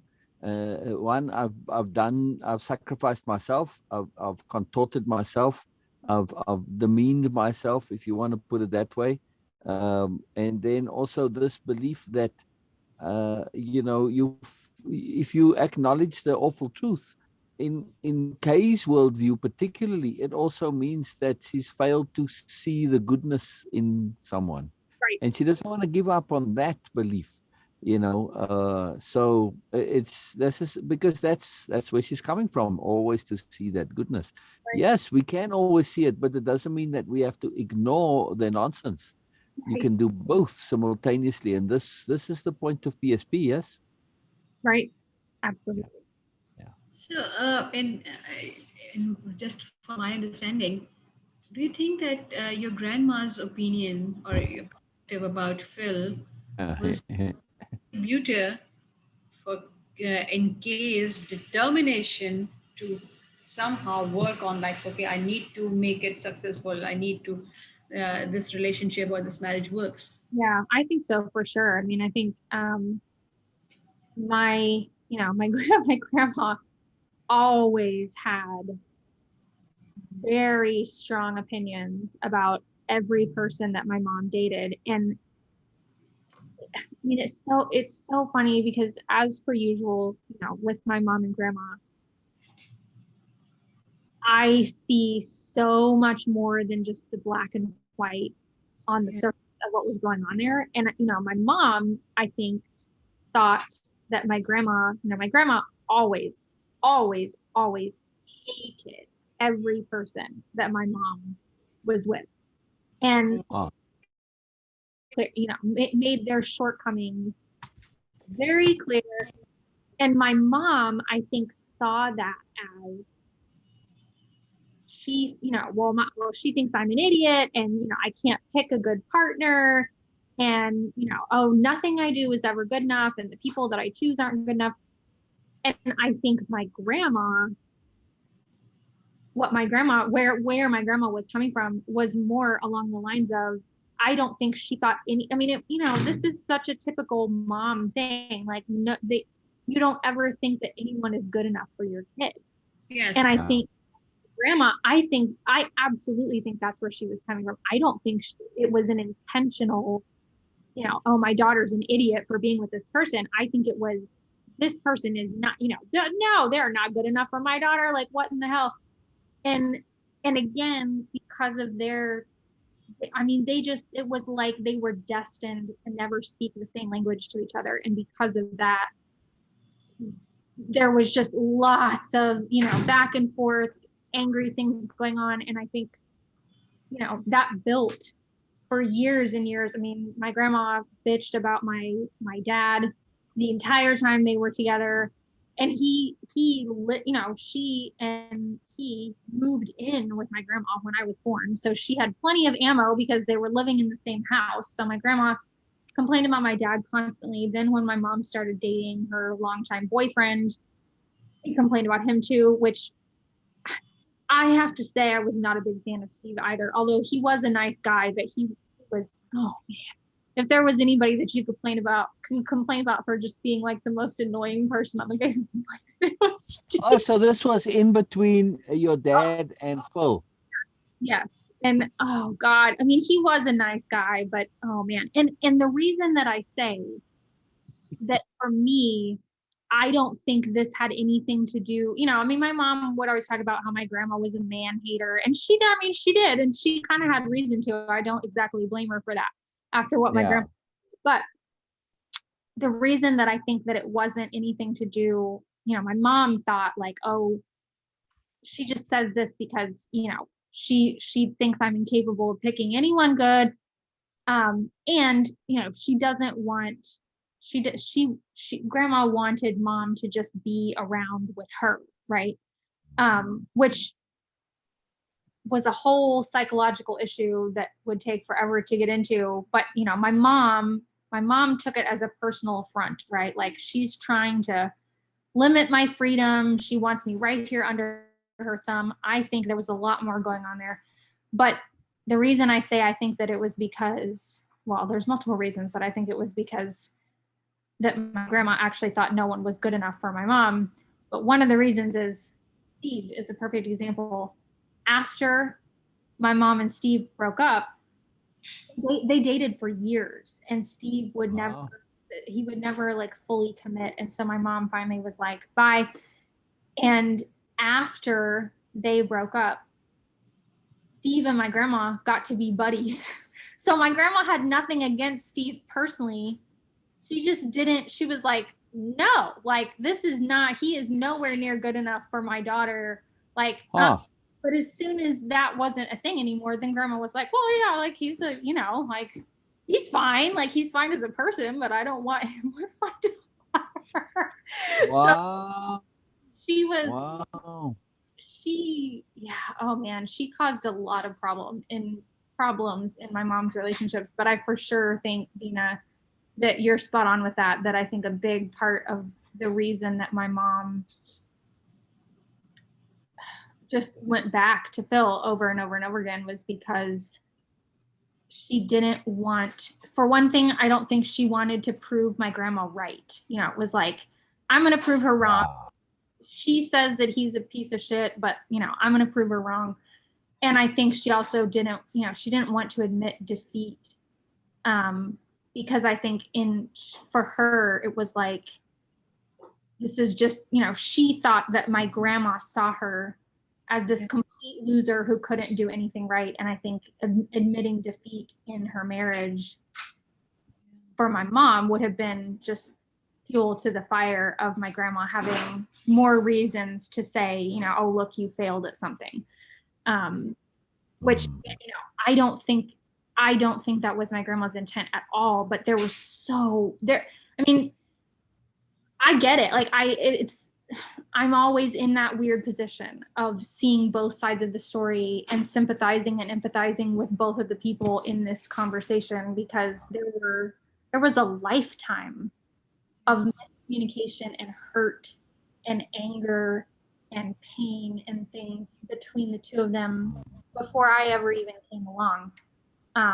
So I get it. I don't place blame on either side of that situation. It's just an unfortunate, I mean, to me, it was just a really unfortunate series of miscommunications. But I think it for sure affected the way my mom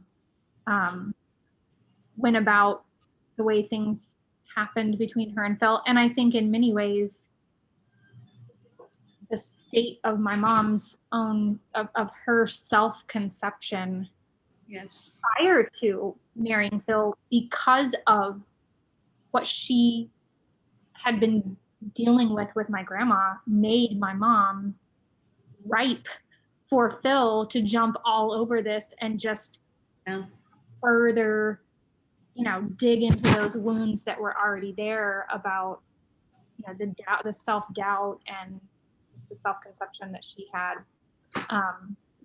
I know that her relationship with my grandma contributed to that. Again, it is for, like Mama always say that you have to treat your parents as humans first. Yeah. And grandparents also, that you have to treat them as humans first. What type of humans they are, what are their instincts, what are their behaviors, and all these things.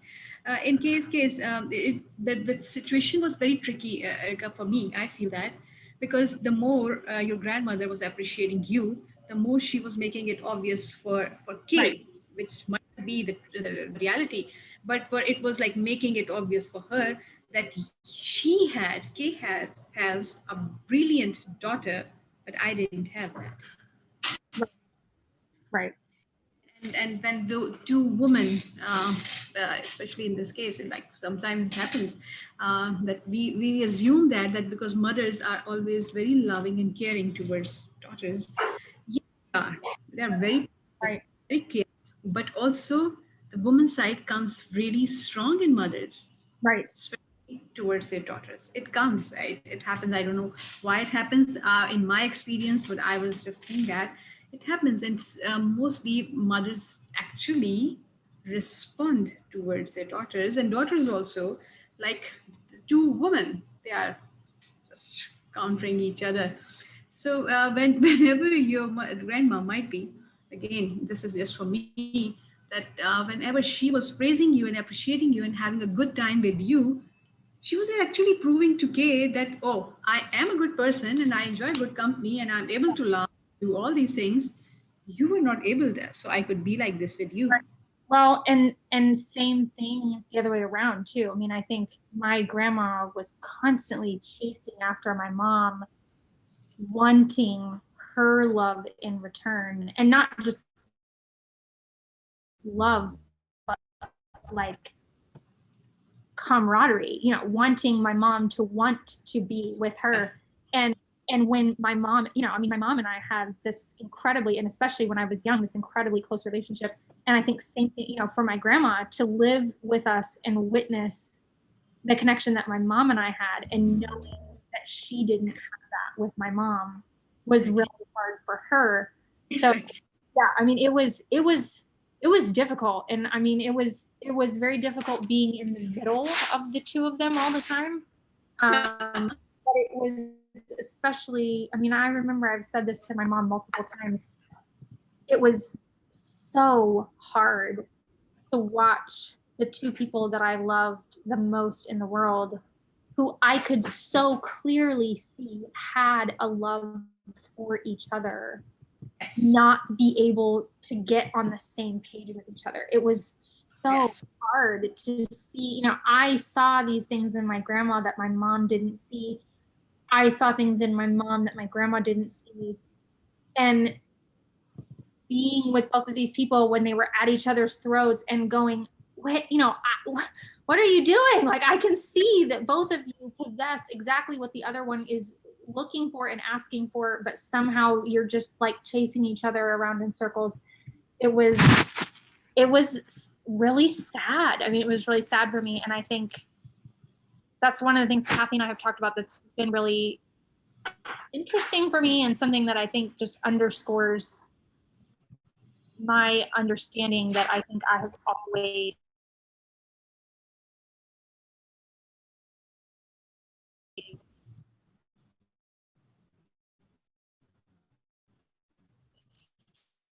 seen on some level.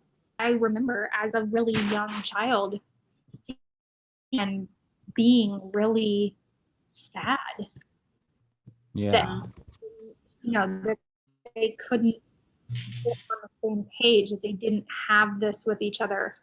And it was something that I feel like I was constantly trying to bring them together, trying to, smooth things over, trying person's relationship with me. Exactly. That was really hard for both of them. Also, that it's really helpful for you to see the potency and power of not just the necessity for communication and how haphazard it can be, but also belief systems. Right. Yeah. Because I do feel, and I want to ask you, do you think that there is also an ideological clash in between your mom and your grandma? I think so. Yeah, I think That so. Kay is saying, I don't want your view of men. No, I want to see the goodness. And she refused to buy into that view from the grandma to see men as being, well, not so nice and crappy and abusive and all this. And Kay's like, but I don't want to see the world that way. Not just men, but the world, right?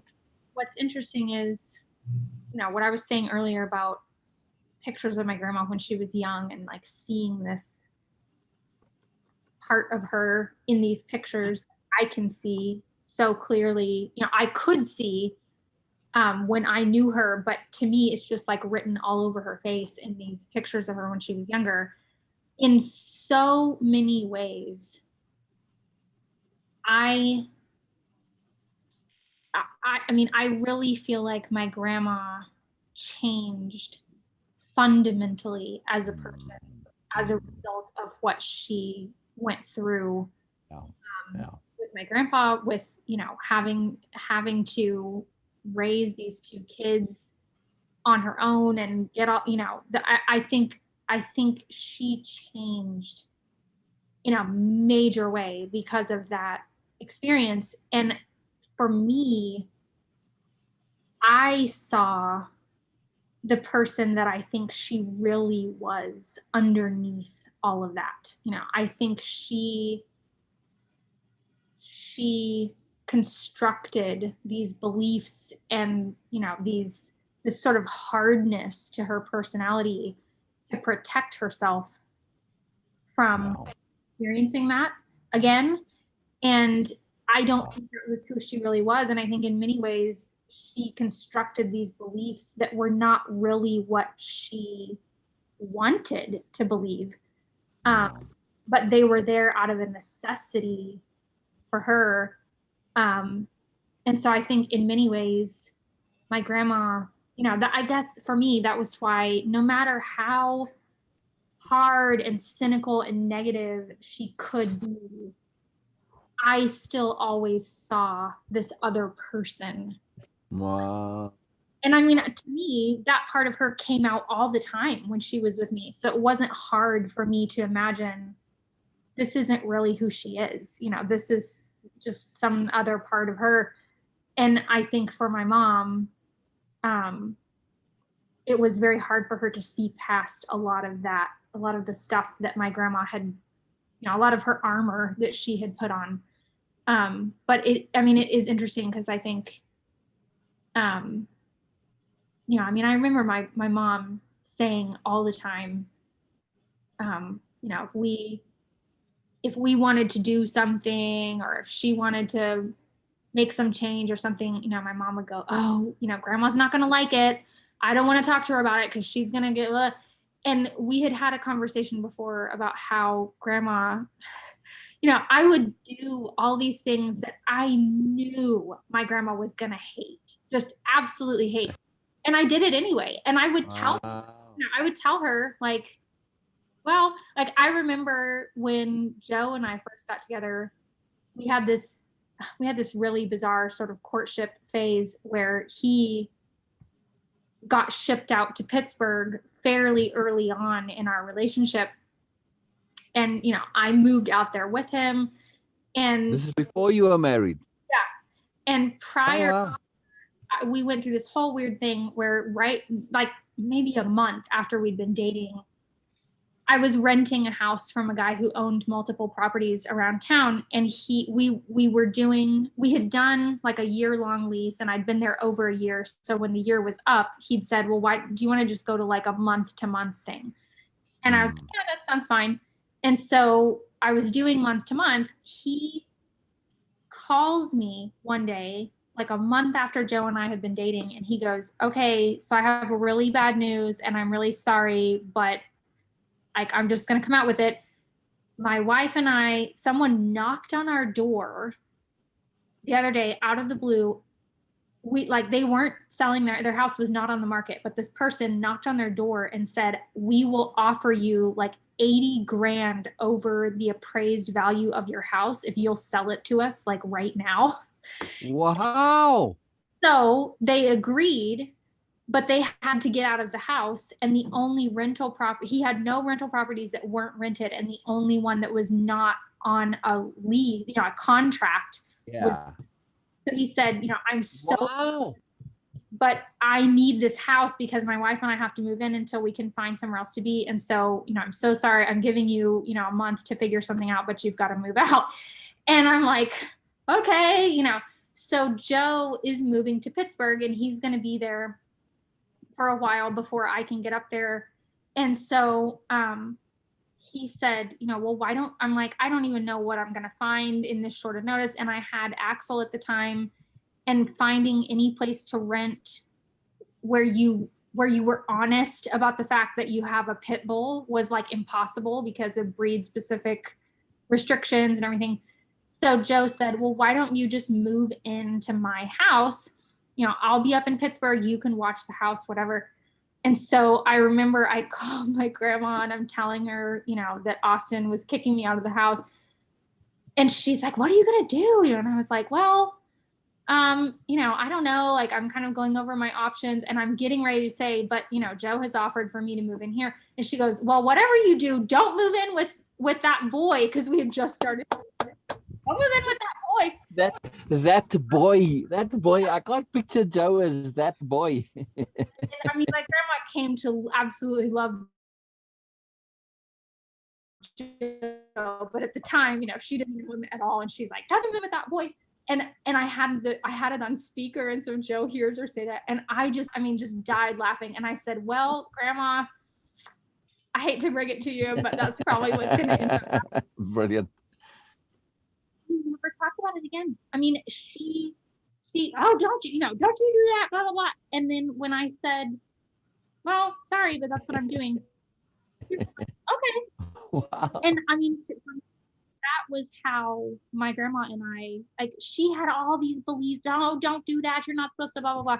And I would do it anyway and tell her, sorry, Grandma, but I'm doing this. And she would just all of a sudden, you know, oh, okay. Yeah. And Yeah. my mom didn't see that at all, right? She was so afraid of my grandma not approving of whatever it was that she was doing. Wrong cueing. Oh, yeah, God. All she did was basically go around hiding and, you know, like, oh, I can't tell Grandma because she's not going to like this. And so for me, it was so clear to see that all these beliefs that my grandma projected were hers. He obviously didn't really stick to, because I would come along and go, I'm doing this anyway. And she would just immediately go, oh, okay. You know, so it was very easy for me to see that a lot of the beliefs that my grandma thought she held were not necessarily her own. And I think it was a lot harder for my mom to do that. Wow. Wow. Most interesting. It's really interesting that, you know, with your grandma, that she just wanted to say and wanted to be sure that you are independently coming to your decision. Right. And because Kay never did that, she kept on with it. Right. And it's like bullies, you know, friends who bully their friends. Right. They don't like to see the friend being weak, so they pick on them until the friend stands up to them. Very, very, very fascinating. Very interesting. Wow. But this is so amazing how we cue others to behave in a certain way towards us. You were actually projecting the same energy as your grandma. As I understand, you were showing that independence of being that, oh yeah, and she likes it. She was giving you that liberty to Right. be yourself. Okay, I did my part. You do whatever you want to. Kay might not be doing the same, and that's why she's okay, because you don't have that self trust. So it means that this is something you don't believe in. Actually, you don't have that trust on this thing. So it is doubtful. So now I can come on to that. Right. Kind of like, but sometimes people who actually practice their authority and power, they do this. They do treat people like this. Like I was watching some video and they were saying that people who demands upfront about their salaries, of course, the employees they give them, but people who just shy, they keep doing the work, same work, even more, Mhm. for salary. So it is about that. If you don't have trust in your own abilities, what's Right. the point here? I don't trust. I'm not going to respect that. So it was kind of a like training. Kay has her own goodness, her own way of being. She didn't get it. You were actually showing that what she was uh, sharing with you, that moreness, that piece of being, you got it, and you showed her, your grandma many times that, oh yes, I am that. That's beautiful. It's true. And I mean, it is so interesting to me that, I mean, for me, I think I became fluent in the language of both my mom and grandma. You know, I could absolutely see what my grandma, how to communicate with her in a way that worked, in a way that she understood and responded to. But I also completely understood where my mom was coming from and could do the same thing Oh, with her. busted, yeah. Who was keen to do the capital D diplomacy? But that's a big reason why. You know, I mean, I think I have always felt at home in that space of kind of coexistence between, you know, between parties that aren't speaking the same language somehow. Yeah. Um, it just that's kind of been a constant thing for me. Negotiator. But yes, you are already a master of capital D diplomacy, at least in this sense. Okay, of course there is always more to learn, but you really didn't need that. And still always say that Beena, mostly people they don't know that how much talents and skills they already have inside them, and I was like, really, because who might not be aware of, but every single time when I share something, he says, see, you have this, you are not aware of it. Yes, I'm doing this, but like, duh. So same with you, Erica. You already know what capital D diplomacy is, but of course, some connections here and there. Here you go. Yes, I'm really looking forward, and I am enjoying already the strategy side of it. I mean, I think Yeah. I had some strategies that I formed, you know, when I was a kid with all this stuff with my mom and grandma, but I'm so interested in the finance strategies. Yeah. So Yeah. Yeah. You know what, I'm also person? keen to go into it more. I'm excited. I'm keen. I'm Yes. keen. Very keen. Personally, for me to actually, because for me, I can say that personally, I was not really excited about this capital D diplomacy to by learning wise, like okay, to have a new thing. Because when Sil mentioned about capital D diplomacy and share a bit about this, I start looking at all the way of impeccability slides and course modules, and for me, this is the masterpiece of capital D diplomacy. This whole way of impeccability. Every single slide, when you see that, what actually capital D diplomacy is. It is not to influence anyone. It is just makes them able to see what is more available. The Right. choice is there. We are not influencer. We don't want to influence anyone's decisions and choices. So, and just look at the whole way of impeccability slides again with the lens of capital D diplomacy, and you will be amazed by that because every Zoom session by Sil and every slide, oh my God, capital D diplomacy, all. So you Okay. don't need actually, okay, of course, there is always more, and it's a profound value in that because they'll really go in detail. But when you actually go and see, just open the model one, session one, slide one, capital D diplomacy, and you're like, wow, wow, and whole session, your whole journey, my whole journey throughout way of impeccability is the most amazing example of capital D diplomacy. Very exciting. That is Very, awesome. very Yeah. exciting. Yeah. Very I love it. cool. I'm Very, very cool. through it. Yeah. Did you get a chance to do a bit more? I You did. did, right? Yes. I'm loving it so far. As it is. Excellent. Excellent. I'm so glad you took the base, the little step back. That's really cool. It's a nice. Before we get really into the capital diplomacy, it's good to have this little break. Very cool. Very cool. A little pause. I agree. Yeah. Very Because cool. Very, very, very cool. Very for cool. you. Yeah. I was gonna say too, though, with Kay, I'm really enjoying seeing the changes happen to Kay, where she is changing, and then she recognizes the fact after the fact that changes have occurred. Yeah, that's right. That I find really, really cool to observe. That's really, really cool. I Really agree. big, really a big deal. That's when you know that the changes are really real.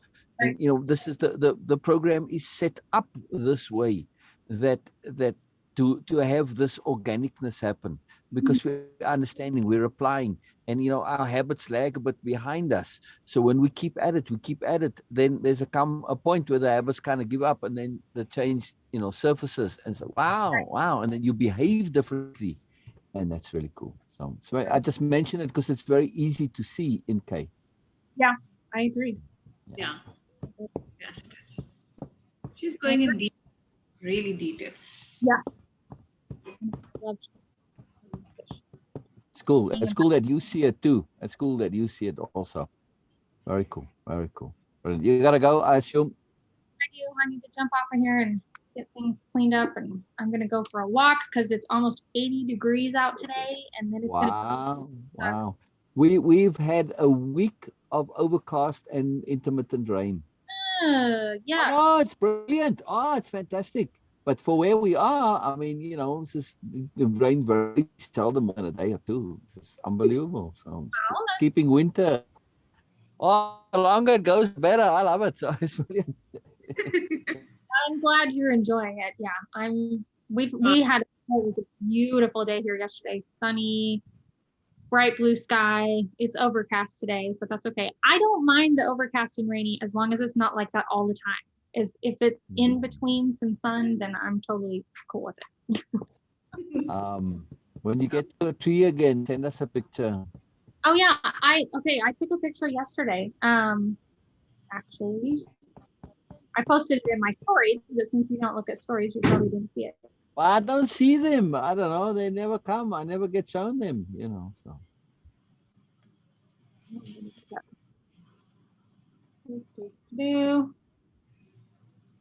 No, no, which direction am I going? Nope, that was the right direction. Really? There we go. There's the tree. Oh, that reflection is awful. There. Looks very skinny right now. This what? Looks very skinny right now without the leaves. Oh yeah, that one, that is the odd man out tree. So there's 3 trees, 2 of them are sycamores, cottonwood. So the one in the middle is the cottonwood, and then this one is one of the sycamores. Wow. So different to the last time you showed us. Yeah. the sky was so beautiful. Oh my gosh. And the grass is like just turning green. Yeah, nothing like spring. Nothing like spring. I agree. Brilliant, brilliant. We all well. Yeah, you and I are spring babies. Mm-hmm. Because I was born in southern hemispheres. Oh yeah, true. I always like that. Yeah. It's a summer baby. Summer baby. Brilliant, brilliant. All right, we'll see you. We'll see you on Thursday. That's exciting. Okay. Bye bye, Kay. Okay, see, I called you Kay there for a second. Bye bye, Erica. Oh, that's Oh, great. yeah, yeah. Very interesting. Very interesting. Bye. Yeah. Bye bye, bye bye, bye bye. Fantastic, fantastic, fantastic.